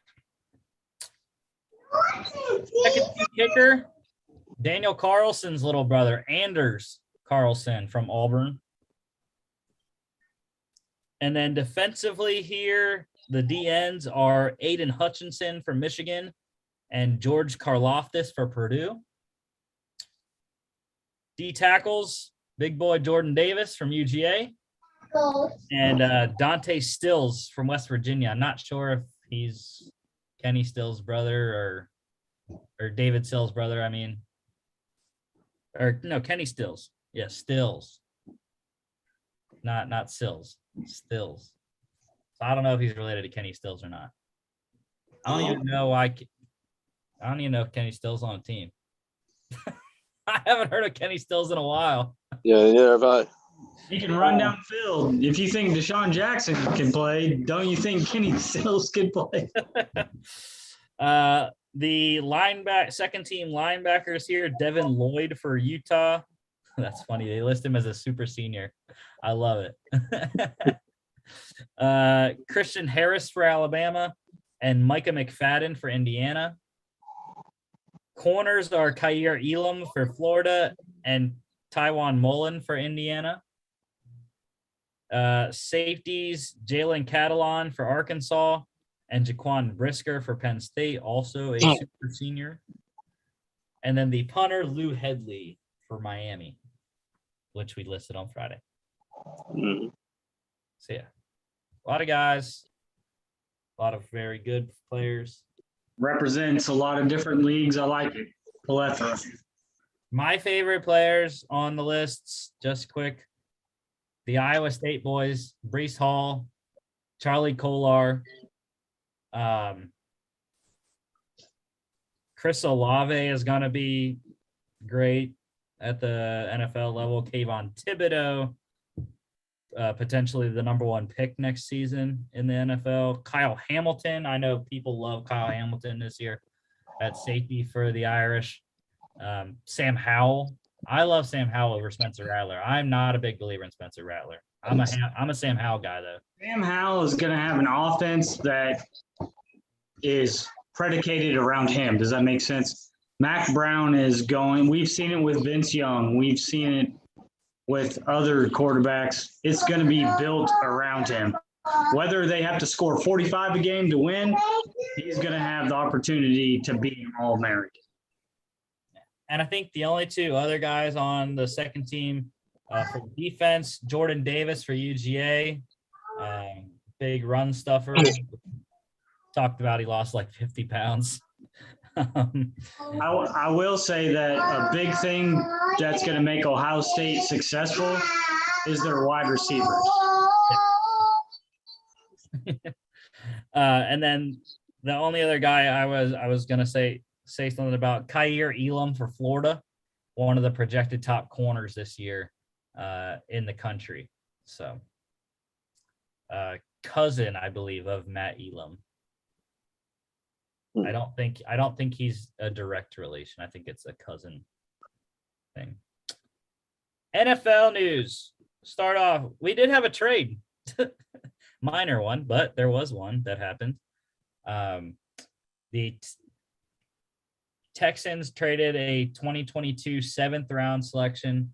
It's actually the Bears' seventh round selection to the Packers for corner Kadar Holman. So good trade. Texans, what's new? Acquiring more players. Secondary from Green Bay traded, even though they got one back, but it's still the second one traded. That's I don't know if that's alarming or just like, okay, we know what we want or we don't want. It's okay. They have Jair Alexander. That's all they need. Apparently. NFL news, though, let's quickly go through. Peter Schrager dropped his top 10 breakout players list, show by show this last week. So he put the full list out on Twitter a couple of days ago. Number 10, Lions tight end TJ Hawkinson. 9, Bills defensive end AJ Epinesa. 8 was Falcons wide receiver Russell Gage. 7, Seahawks linebacker Jordan Brooks. 6, Raiders tight end Foster Moreau. 5 was Cardinals wide receiver Rondale Moore. 4, Bucks safety Antoine Winfield. 3 was Broncos wide receiver Jerry Jeudy. 2 was Ravens running back J.K. Dobbins. And number 1 was Cowboys wide receiver CeeDee Lamb. I've got to piggyback on the wide receivers. I mean, why wouldn't CeeDee Lamb be a breakout with Amari there? Jerry Jeudy having another year in Denver. And those are the type of people that should be on the field more than other people.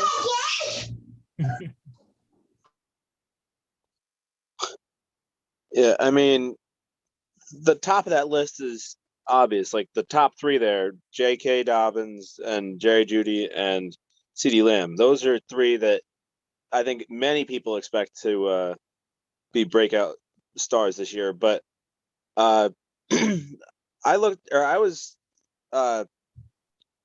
listening to the list, and some of those guys in the middle, I don't necessarily think are going to be breakout stars. Like, I don't know about Rondale Moore. I don't know if he's going to get enough playing time on that Cardinals offense to really make a big enough impact to have a breakout season, or the tight end for Las Vegas. I mean, they already have one of the best tight ends in the game there in Darren Waller. And I don't know who their backup is at the moment, but No. Oh, he is the backup? Yeah. Well, still, I don't know if he's going to really take that much time away from Darren Waller, though, or targets for that matter. Even if they're both on the field at the same time, I don't think he's going to get the ball more times than Darren Waller will. So I don't know. I didn't really like those 2 names on the list, but for the most part, I did like the list.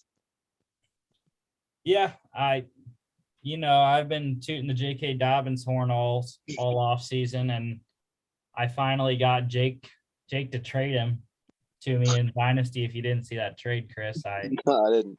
I probably overpaid for what his worth is right now. It But could be some good dividends, though.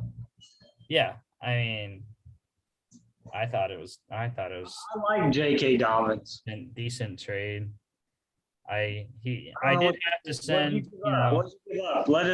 Come on, tell us. I did have to send McLaurin away, unfortunately. But Depending on who the quarterback is there, he might not have a good season.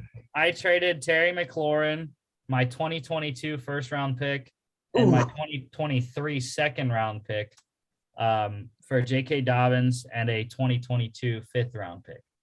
So fifth round is our last round in our Dynasty League. That's determined. That's to be determined. I knew it was going to have to be at least one first round pick. And initially he wanted Terry McLaurin, a first round pick, and DJ Chark. And I was like, no, you're not getting both of those guys. I think that's a to be determined trade. I'm not going to say that it's top heavy one side or the other, but your boy better perform. That's all I got to say. It's okay though. You know what? Because I made it also a very intriguing low key move. Dropping Garrett Dokes to pick up one Mr. Funk. So low risk, low high reward move possibly, depending on, we have cuts still, Chris. So we have 5 cuts that we have to do in our dynasty league. So we'll have to see. I'm not sure who I'm cutting yet, but yeah, I haven't thought about it yet. Other guys on the list, though, I know you guys didn't really talk about the defensive players. I know Jordan Brooks is a guy that Strager loves out in Seattle. I was disappointed with Epinesa so far. I was really high on him coming out of Iowa, but hasn't performed so far. Winfield for the Bucks, I think, is a great. He has a great chance. I mean, he played very well in the Super Bowl and the playoff run overall. So I wouldn't be surprised. Get anybody in that system, that's a pretty good pickup. And yeah, like you guys were saying, Rondale Moore, I was surprised he put a rookie on the list. I really was. Yeah. All right. Other NFL news, though. Let's go COVID. Titans head coach Mike Vrabel, he tested positive for COVID. He's going to be out the next couple of days. Should be back in time for the preseason game. If not, I have been blanking for the whole show on who their offensive coordinator is. So I believe it would be him that would take over that game. Staying in division, the Colts head coach Frank Reich said quarterback Carson Wentz, center Ryan Kelly, and guard Quentin Nelson all are going to practice this week in a limited capacity. And they even updated it even more today, saying Wentz practiced in 7-on-7 and did all of the first team reps with everything. He's playing in week 1. Oh, for sure. Doesn't mean he's going to play the whole game, though. With the way his injury history is. Dude, I'm agreeing, but he's starting week 1, guys.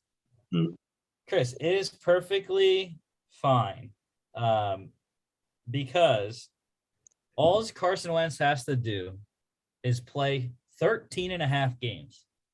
That's what the calculation is. 75% of the games of 18, actually it's 17 games. Crap. Probably has to play a little bit more. No, actually he doesn't. 75% of 17. He has to play 12 3/4 games to get 75%. Now, if the Colts are making the playoffs, that's even better. Then he only has to play 70% of the snaps. That means almost 12 full games. 11.9. I mean, he definitely can if he can get back on the field, but we've seen this story before with Carson Wentz. He comes back and then he gets injured again. And then he comes back from that, he gets injured with something else. So I'm just waiting still.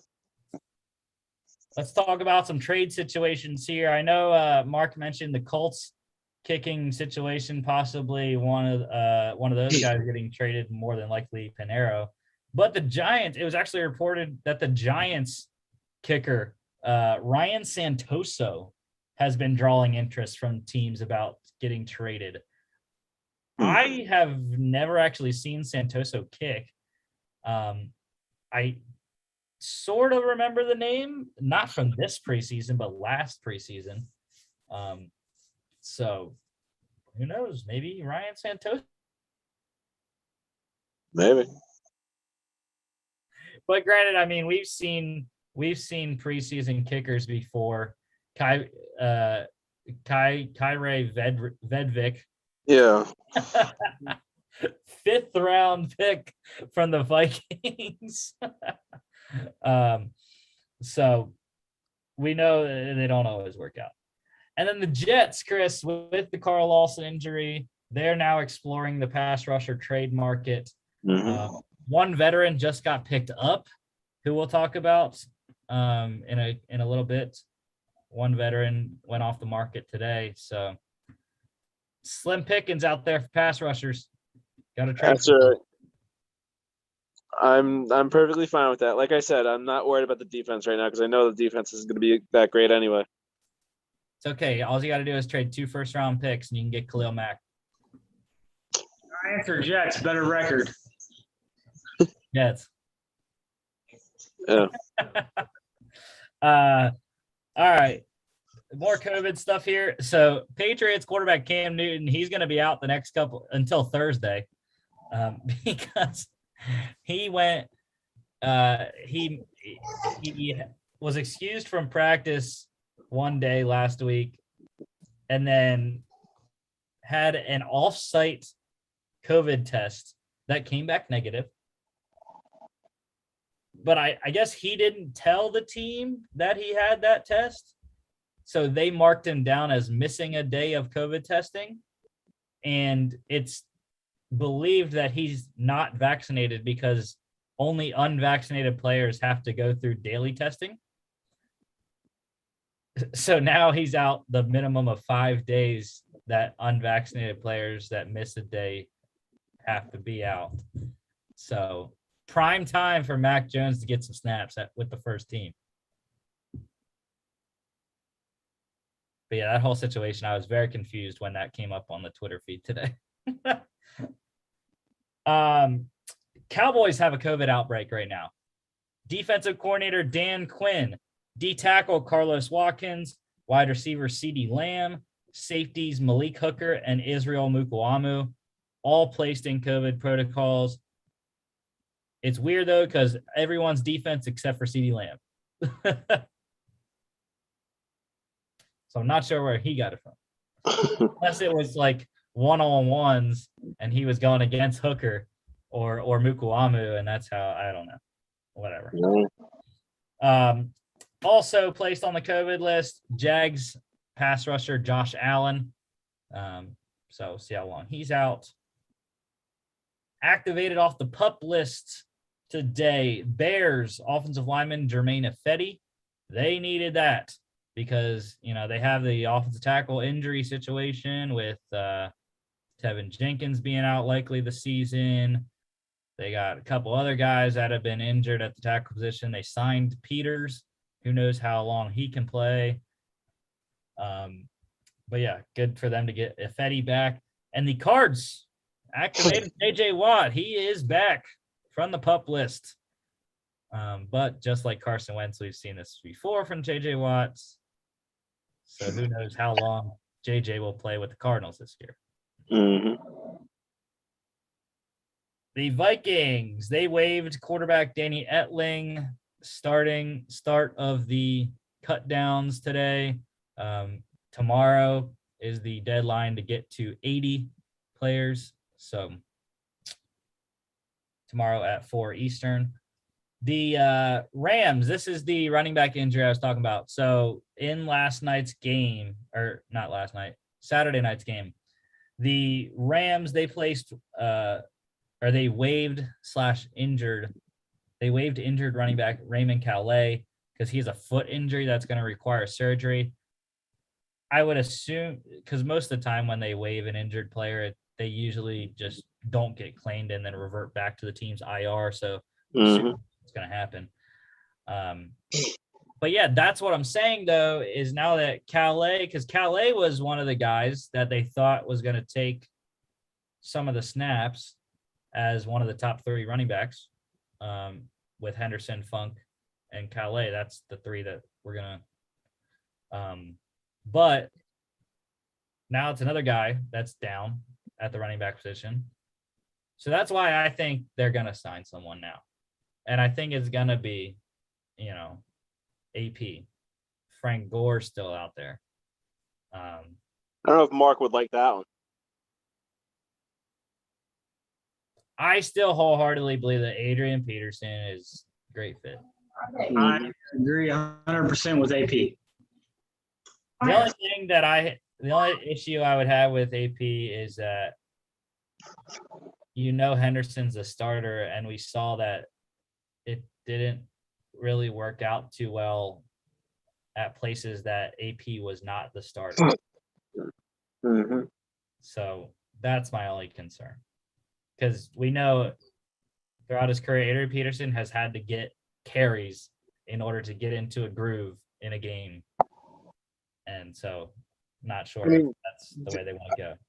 I think the only team, though, that Adrian Peterson really didn't work out with was the Saints. Yeah. Every other team, he actually at least performed a little bit. But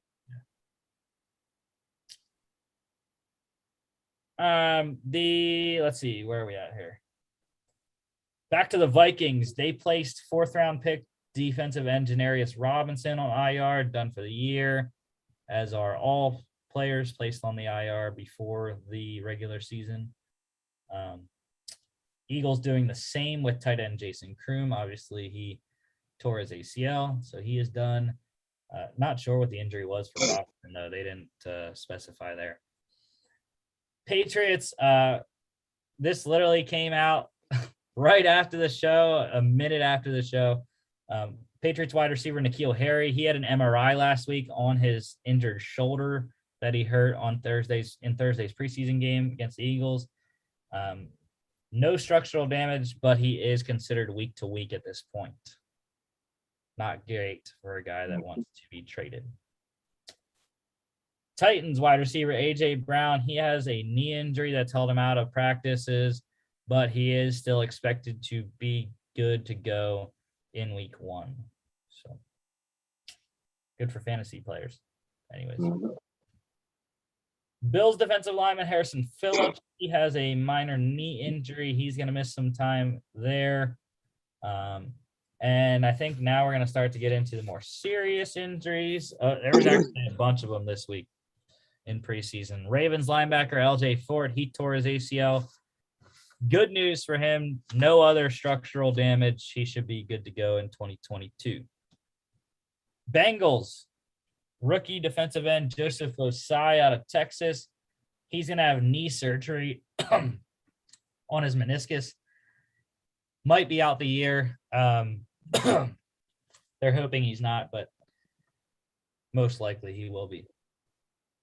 Other significant knee injuries. Falcons quarterback A.J. McCarron also. I haven't heard any update on McCarron yet on specifically what it is, but as we know, anytime they say a significant knee injury, more than likely it is an ACL tear. So that's what I was trying to talk about or allude to in the Falcons game recap. It's just Felipe Franks now. He's the only other quarterback on the roster besides Matt Ryan. So now do they sign a guy like RG3, or do you think, they're going to wait? They're going to play Felipe Franks the entire game in week 3. I think they have to sign someone now just to have 3 in practice. But I don't know if they go out and look for a vet that's still available, or if they wait because they know there's going to be some quality options at the cut deadline. Yeah.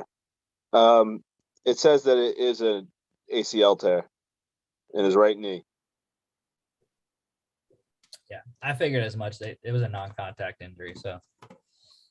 But yeah, so that's an interesting situation that the Falcons have. Matt Ryan historically hasn't been hurt, but things can happen, and the Falcons are already bad enough that. No offense to Felipe Franks, but they do not need Felipe Franks to be taking any snaps in the regular season this year. Hey, maybe they can convince Matt Schaub to come back. Yeah, lace him up again. True. He did retire. Yeah, that's true.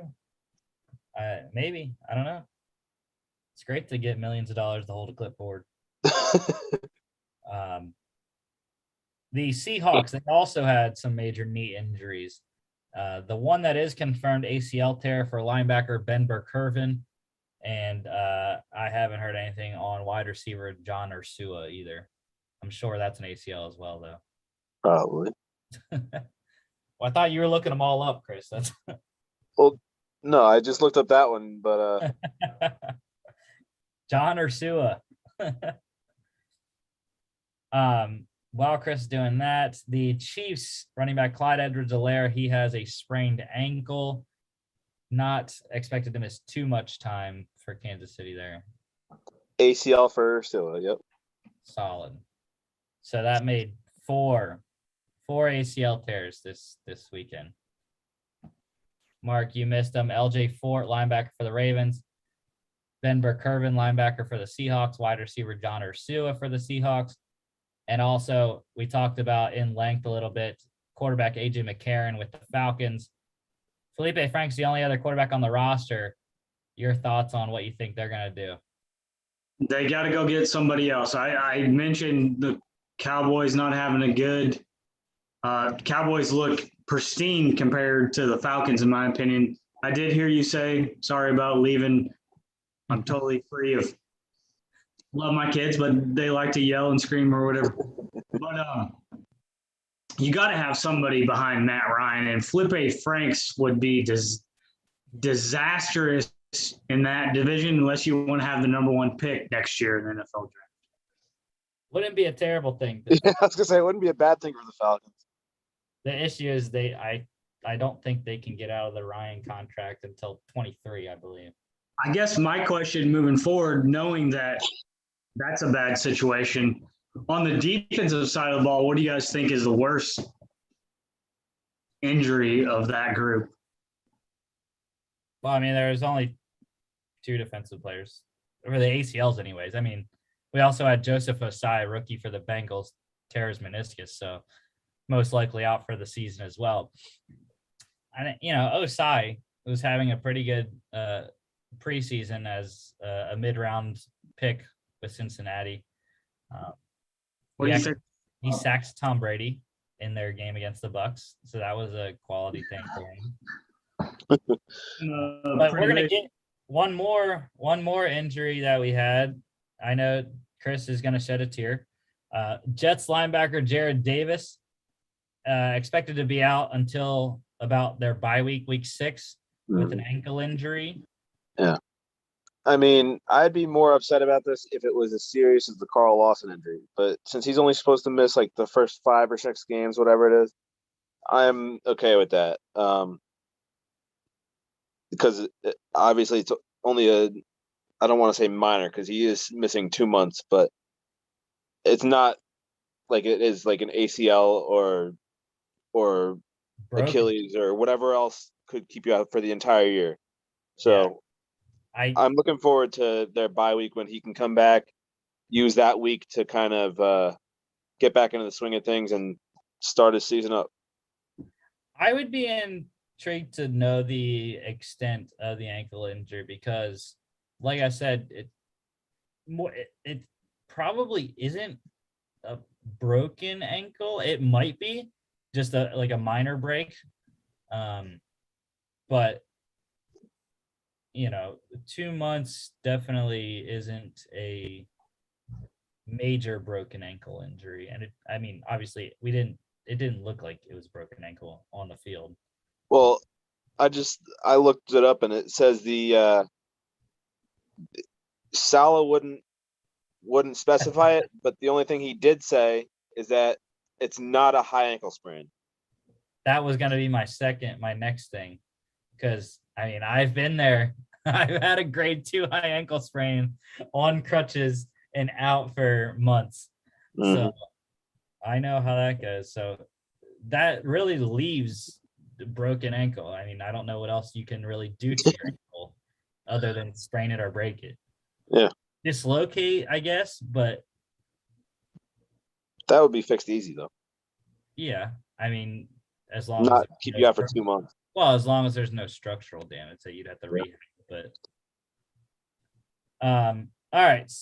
One release to say about the Raiders released corner Rasul Douglas, which I mentioned.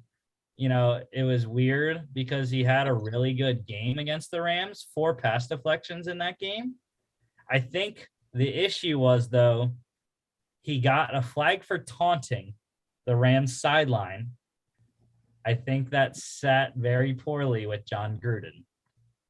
That probably isn't the entire story of why he was released, but I know that would be something that John Gruden would frown upon and be means for a release in John Gruden's mind. Mm-hmm. Signings, the Vikings, they were busy today. They signed defensive end Everson Griffin back in the purple and gold after stints with the Cowboys and Lions. Back with the Vikings, who I thought he would never leave in the first place. Because he was a mainstay on that defense. But now it's like, when he was there, though, it was like, all right, we had a veteran defense. Now Everson's like, who are all these guys? Yeah, now he is the veteran. Yeah, it's literally like him and Harrison Smith and Anthony Barr are literally the only guys like left from the Vikes defense from a couple seasons ago. Hey, Anthony Barr had his chance to leave, but he decided to stay there. So he said, the Jets suck. I'd rather stay in Minnesota. But I mean, he probably did make the right decision, but that's beside the point. Yeah. Vikings also signed running back Ito Smith. Not much to say about that. Just some running back depth there. The Seahawks hosted a couple guys for visits today. Defensive tackle Geno Atkins, longtime Bengal, could, if he gets signed, reunite with his old running mate, Carlos Dunlap, from their years in Cincinnati together. And then they also signed a familiar face, or hosted a familiar face for visit tight end Luke Wilson, former 5th-round pick of the Seahawks. And he was a Hard Knocks star when he was with the Rams. I believe it was the Rams Hard Knocks last year that Wilson was a part of. Maybe not. I don't know. That was last year. I can't remember that far. And then last thing here, the Raiders, they worked out linebacker Mark Barron. So Raiders have always had an issue at linebacker. And actually, a couple linebackers went down for them in that Rams game. I'm not sure. It wasn't anyone too big of name, but I know a couple of their depth linebackers did get hurt in that one. All right, that's all the NFL news. We are way past what we should be at this point as far as time goes, because we actually only have 40 minutes till the game. Let's just, take 40 minutes and we can go to the get to the game. Anyways, all right, Pac-12 here. My fault this time. Huh? Not my fault this time. I know. There's a lot of game previews, game recaps. I don't know how we don't go 3 hours during the season, though. I don't know how this. There's not as much NFL news though during the season. So you can blame it on my kids. But yeah, Pac-12 preview here. This is how I see it in what's that? The North. Pac-12 is the only dang freaking conference that does North and South. Everyone else is East-West. It makes sense, I know.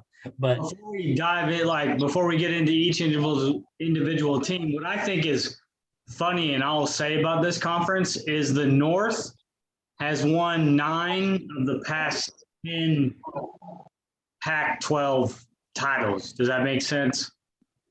And I think this could be the season where the South could steal it. Because in the North, I really think you have 2 teams. I'm with you. Oregon and Washington are the top 2 teams, in my opinion. Yeah, I didn't really know too much about most of the teams. Though I was actually very close to putting Oregon second because of quarterback play. Right. Because we don't know. At least I don't. I mean, I haven't researched who the quarterback is going to be at Oregon this year. I know Tyler Show transferred to Texas Tech, so they do still have Anthony Brown. And then I know there's another guy in the mix too. But my thing is that they do still have CJ Verdell at the running back position. I really like him. And they have a bunch of receivers returning as well. So I think regardless of who plays quarterback for him, I think the skill position players offensively will be fine, and they will lift the quarterback up. And also defensively, like I've been saying, potential number 1 overall pick in the 22 draft, Kayvon Thibodeau is a beast, and he will be a beast again this season. He's very good. He's very good. He was pretty much the main reason why Oregon won the Pac-12 last year. I mean, he just wrecked Keaton Slovis. My thing about like bringing up the North versus South is I still think you could still have a winner, if that makes sense. But I think this year the South could be deeper. I think you could see Utah, and I'm not disagreeing with anybody that you put on the South side because I don't know enough about them. But I think the Arizona State with Jaden at quarterback could win it. I definitely think Utah could win it just because they've been strong the past few years. Ever since they came into the Pac-12, they've kind of disrupted the South. Obviously, South Carolina, Slovis is a Heisman type candidate. And we know on the north side, Stanford always plays sound football. They have a running game. They don't turn it over a lot. So on the north side, I think you're only going to get Oregon or Washington out of that side, in my opinion. Maybe Stanford makes a run for it.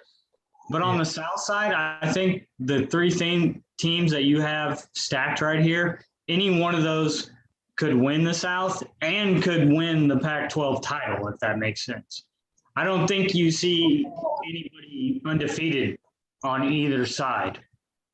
Yeah, the reason why I said Washington almost overtook Oregon on my slide was because of who returns. Dylan Morris at quarterback. Cade Otton is going to be one of the top tight ends in the nation, I believe anyways. I don't know. Maybe he won't, maybe he will, but I really like Cade Otton. And also Puka Nacua at the receiver position as well. Stanford was a little bit tougher. I really didn't want to rank them this high necessarily. You know, they have a new quarterback as well this year. And you know, Simi Fehoko is in Dallas now. The reason I put him at third, though, Austin Jones. You already mentioned the running game. Austin Jones is in line to be the next Stanford running back. You know, we've had guys, Christian McCaffrey. Who was the guy before him? Huh?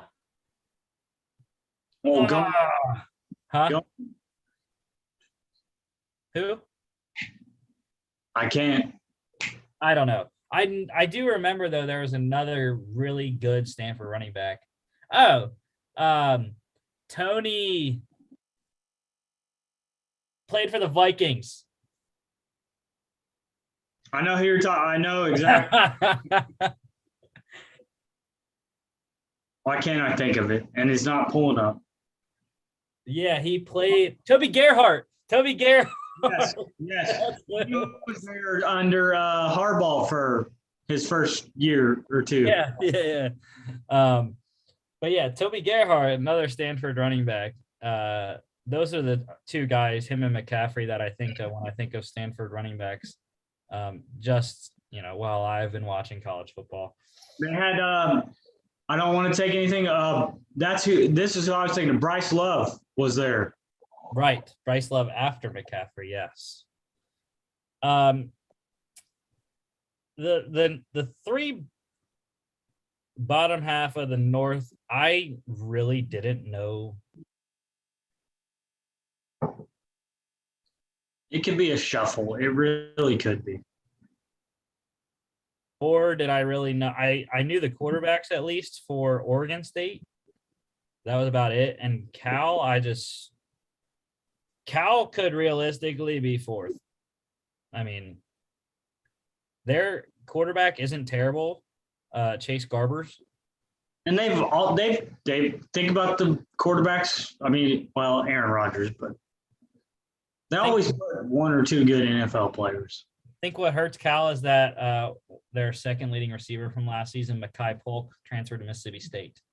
So USC, though, we've already talked about. Keaton Slovis returns. He is the golden son. He's another USC quarterback that is projected to be the guy.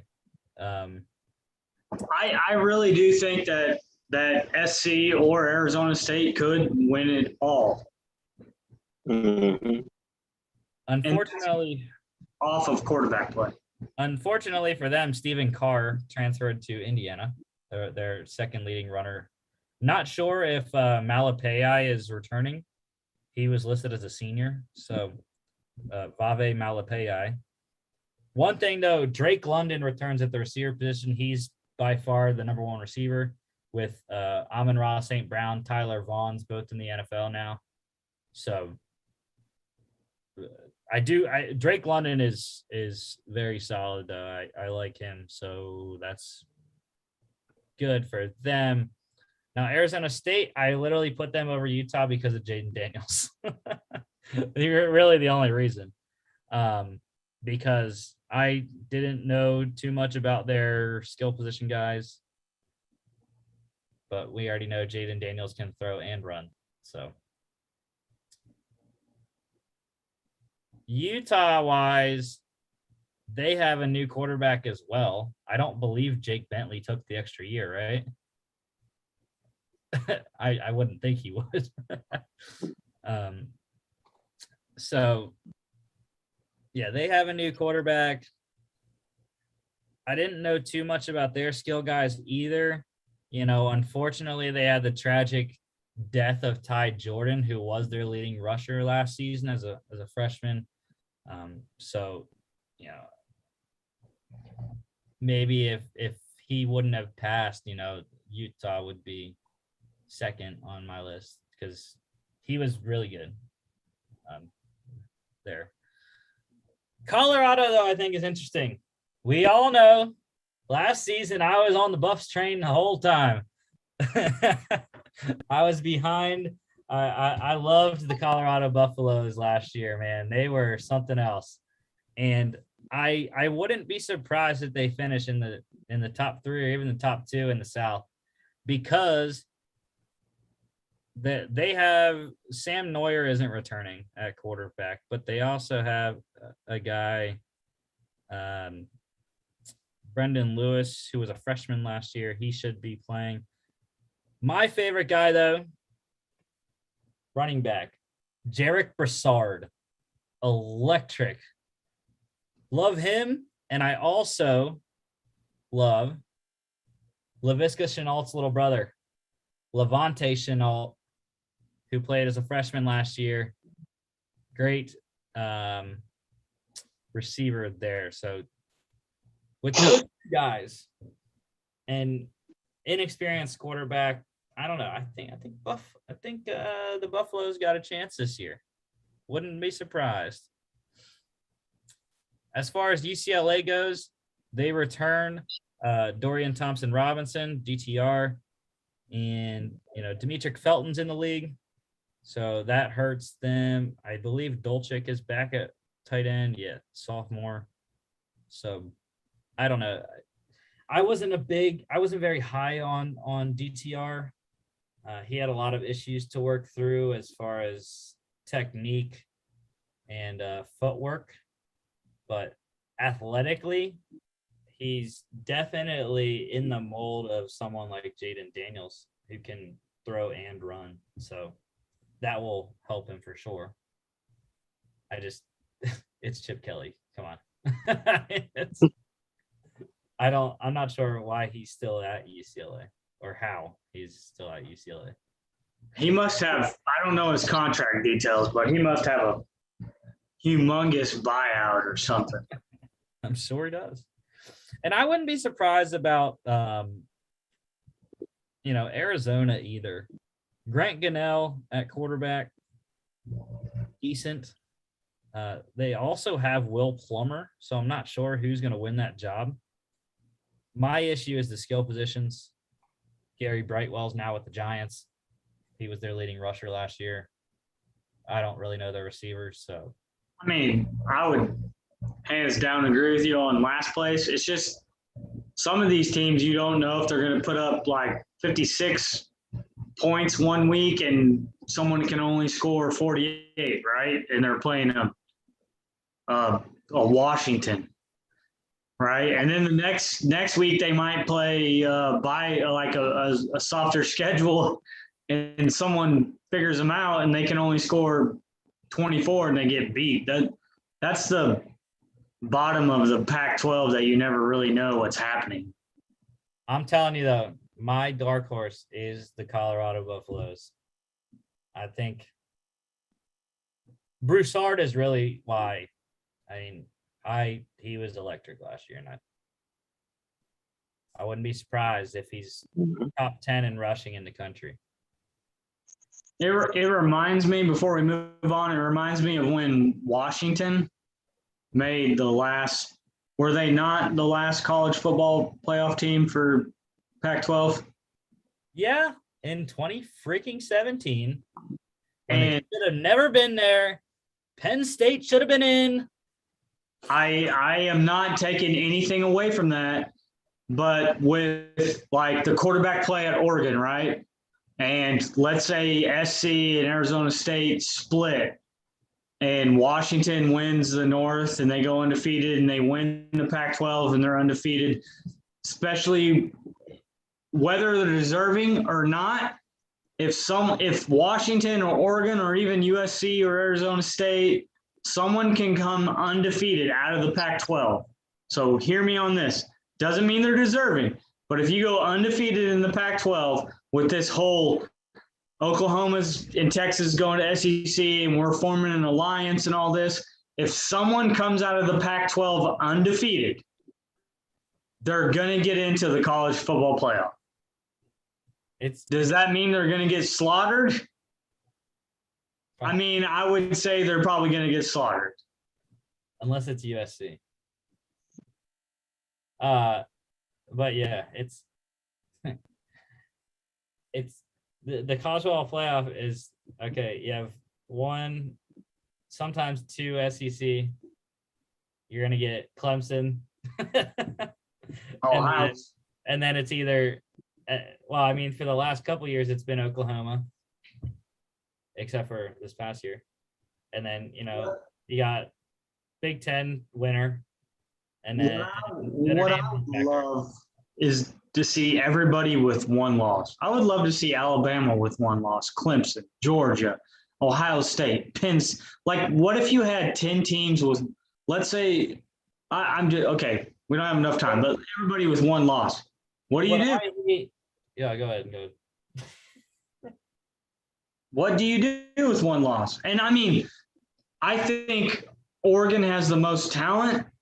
But if I'm looking at a team, even though they're second, just because of what they did last year and the quarterback coming back, we know the number one draft pick, possibly in the NFL. I could see Washington being the closest team to being undefeated, even beating Oregon. But I could see them dropping a game against Washington State like a rival. Does that make sense? Like, or even Oregon being undefeated, and then someone figuring out their quarterback, even though they have the number one draft pick, and they have a one loss.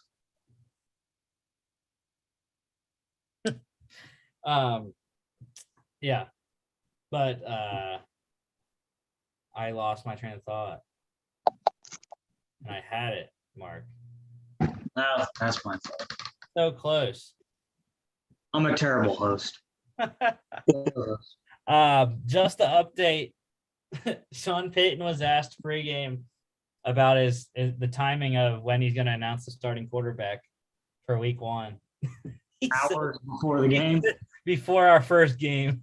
I love it. Why not? Why do I have to tell you right now? But yeah. So bowl teams, I have let's see, six. Oregon, Washington, USC, Arizona State, Utah, Colorado. Maybe Stanford. I agree. No, I think what I was gonna say though is that Pac-12 undefeated champion almost happened 2 seasons ago when Utah got railed by Oregon in the Pac-12 championship. They were so close, dude. The Utes had it. They were number 5. I remember that. Couldn't get past Oregon though. We were, we were here together. All right, Mountain West preview. Now, it's funny because I actually know more about the Mountain West teams than I did the Pac-12 teams. And what's funny is I don't disagree with this. I would have set this up exactly how you have it right now. Now, this is the Mountain and the West divisions. Which makes sense. So for the Mountain division, it's almost always going to be Boise State. They have not rarely relinquished their division crown, let alone the conference crown. So they have Hank Bachmeier returning. Love that. The issues that I see, though, is they're replacing some skill guys.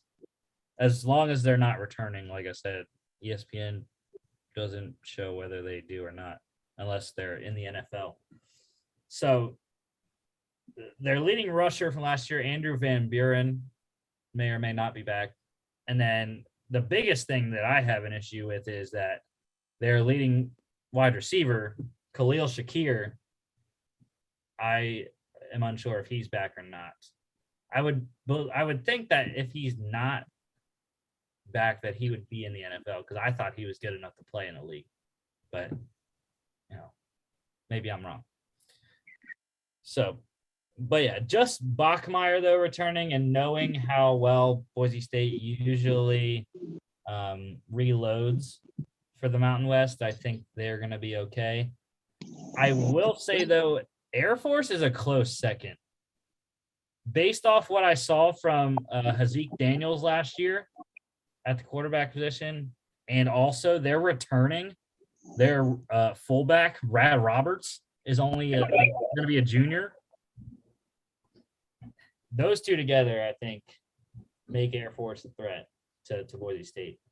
I was going to let Chris, if he wanted to talk about it, because he always picks. What I love about him, he's always picks the military schools, or he always picks Campbell. Yeah.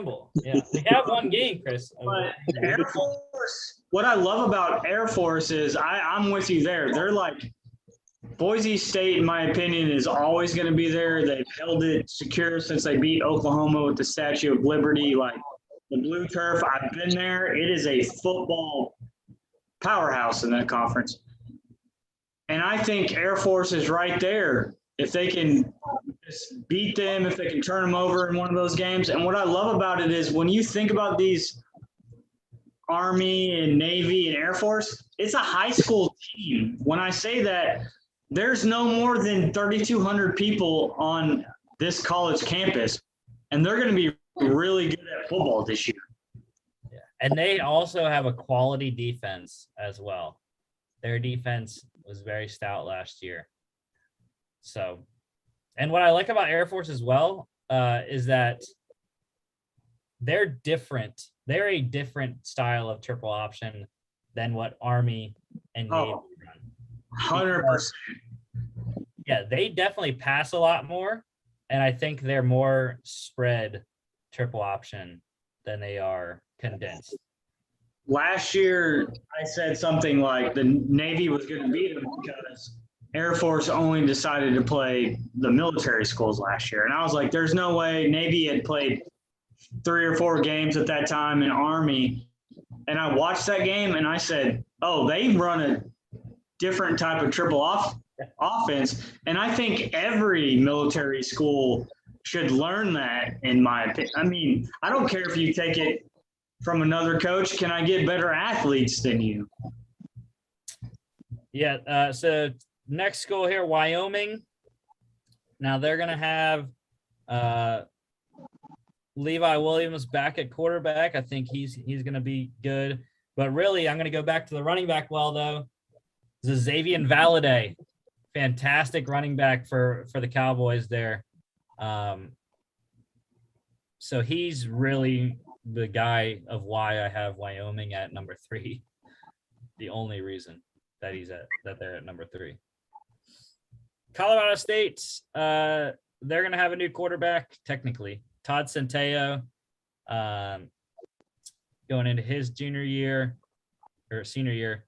Ajon Vivens returns at running back. And then the guy I really love, tight end Trey McBride, massive, 6'4", 260. He's my guy for the Colorado State Rams. And then Utah State and New Mexico. I mean, how bad has it been since Jordan Love left Utah State? I mean, it's just been atrocious the last 2 seasons. So I'm not sure who is going to be the quarterback at Utah State. I know they had an issue of trying to find a quarterback last year because Shelley was their quarterback. Then he left the team, got suspended or whatever. Peasley actually didn't play terribly last year. So I think Peasley might be the guy. Jalen Warren transferred to Oklahoma State, so he's gone at the running back position. And then I think probably the top wide receiver in my mind, Justin McGriff for the Aggies there, Utah State. New Mexico, we know. We know what New Mexico is. They're not going to be good. What I will say, though, their quarterback, Trey Hall, showed me something in the one game I watched of New Mexico last year. Very good. I mean, he was very good in that one game. That's all I'll say about Trey Hall and the New Mexico Lobos. So that's the mountain side. Now the west side is the side I absolutely fell in love with last season, and I'm still in love with the western side of the Mountain West this season. And it starts with the Wolfpack. Nevada. Oh my God, are they my darling this year? Carson Strong. This is the Carson and Carson side of the Mountain West, as we talked about last year with Carson Strong at Nevada, Carson Baker at San Diego State. Carson Strong has a chance to be Zach Wilson of the 2022 NFL draft. I am that confident in Carson Strong's ability. He has the size, the arm strength, just got to get a little bit more accurate. And the thing is, he has the returning cast as well, just like Zach Wilson had at BYU this past season. Toa Tawa returns at running back. I don't think Lee return. Yes.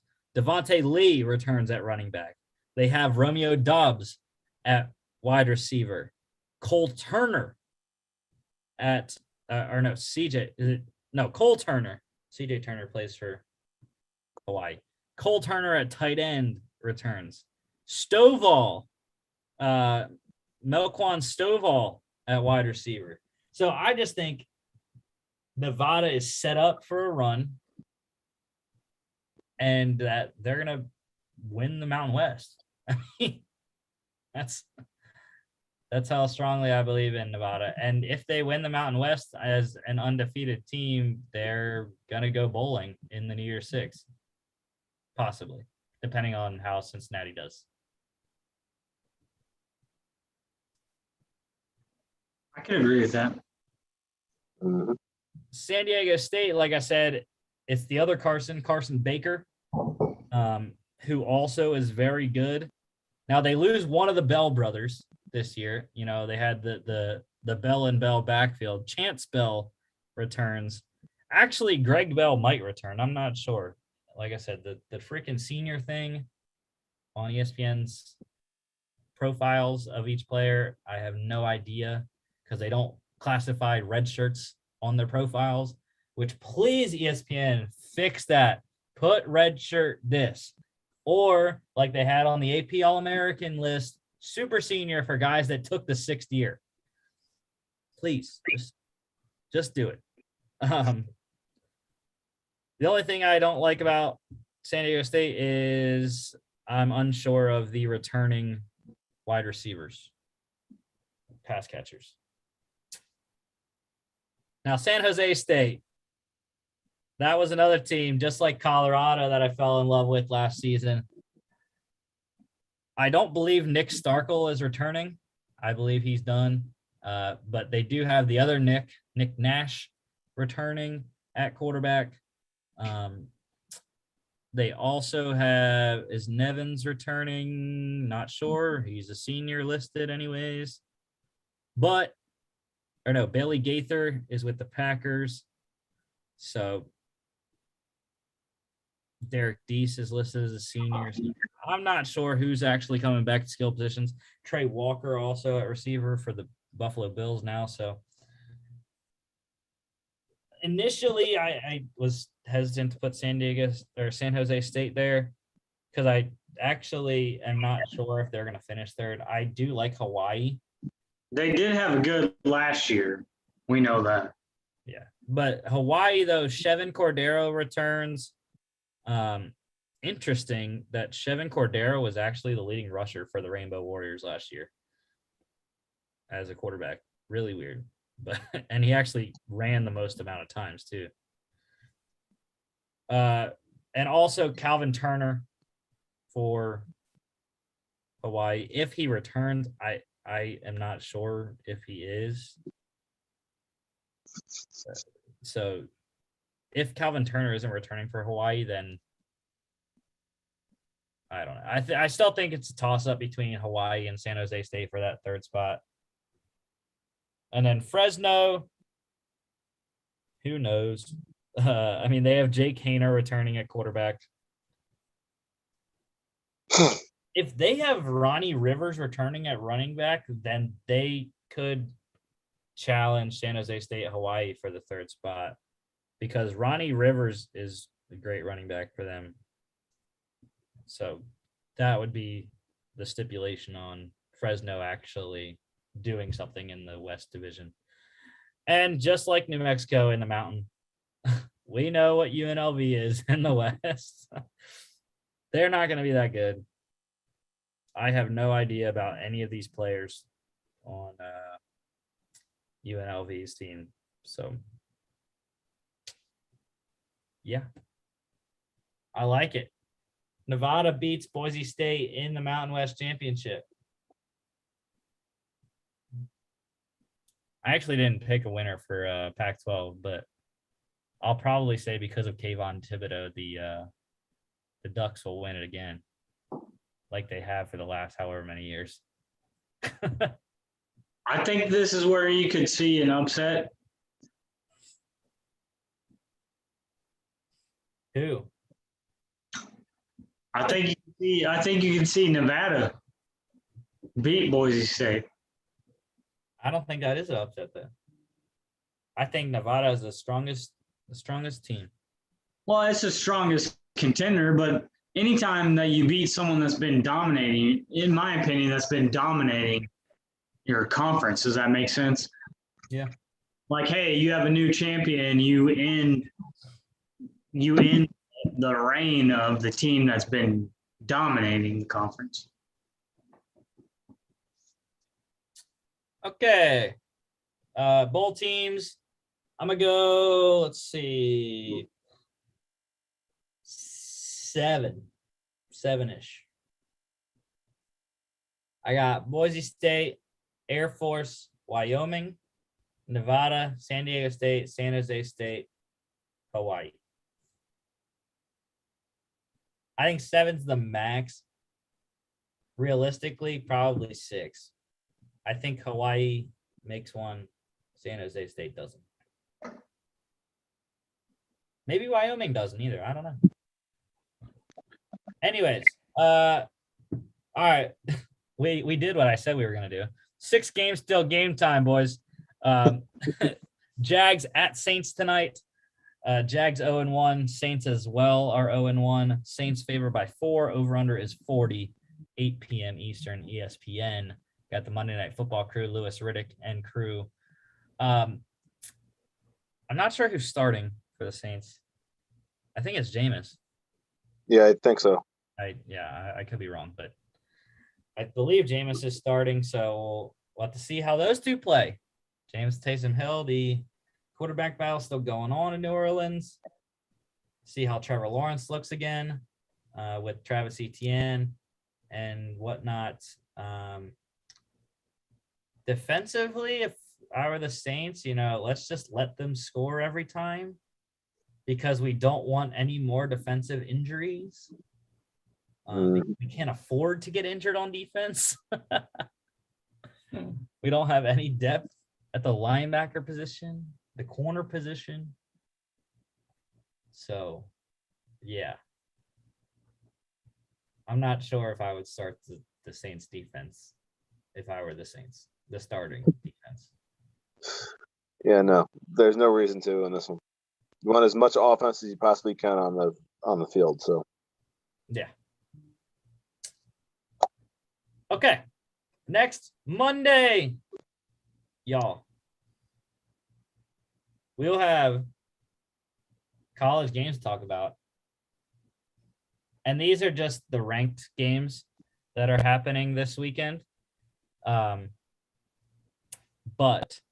we will have collegiate football games to talk about. Actually, these ones are the ones we're going to be previewing next Monday. Got that wrong. But like I said, we will have games to talk about because there are games this weekend. On Saturday, we have 4. Nebraska at Illinois, UConn at Fresno State, Hawaii at UCLA, UTEP at New Mexico State, and Southern Utah at San Jose State. So we get a double dose Southern Utah. And then actually we're going to be previewing a lot more games than just these 4. Like I said, these 4 are the ranked teams, but there's a whole lot of other games that are going to be played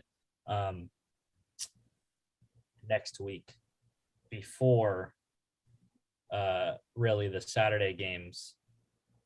Because next week on Wednesday, you have UAB at Jacksonville State. Thursday is Temple at Rutgers. The Citadel at number 22, Coastal Carolina.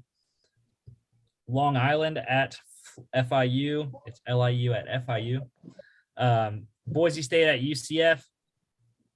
Western Illinois at Ball State. Wagner at Buffalo. Weber State at number 24, Utah. USF at NC State. ECU at App State. UC Davis at Tulsa. Number 4, Ohio State at Minnesota. Bowling Green at Tennessee. UT Martin at Western Kentucky. Oh, I'm hyped for that. I'm going to be watching that all night. Bailey Zappi, baby. His old team, Houston Baptist at New Mexico. Eastern Washington at UNLV. That is an upset. Give me Eastern Washington. And then Southern Utah at number 25, Arizona State. No NFL games on Thursday next week. All Friday, Saturday, Sunday. So, but yeah, we'll be recapping college football week 0. Let's go, baby. I'm hyped. I'm excited. Preseason week 3 this weekend. We'll have all those game recaps as well as all of it, NFL news, NCAA news, and whatnot. Don't forget to follow us on all our social media at FAA Podcast on Instagram and Twitter, as well as FAApodcast.com, where you can find all of our previous shows, just like you can here on YouTube. Thank you, Chris. Thank you, Mark. Sorry for the long show, y'all.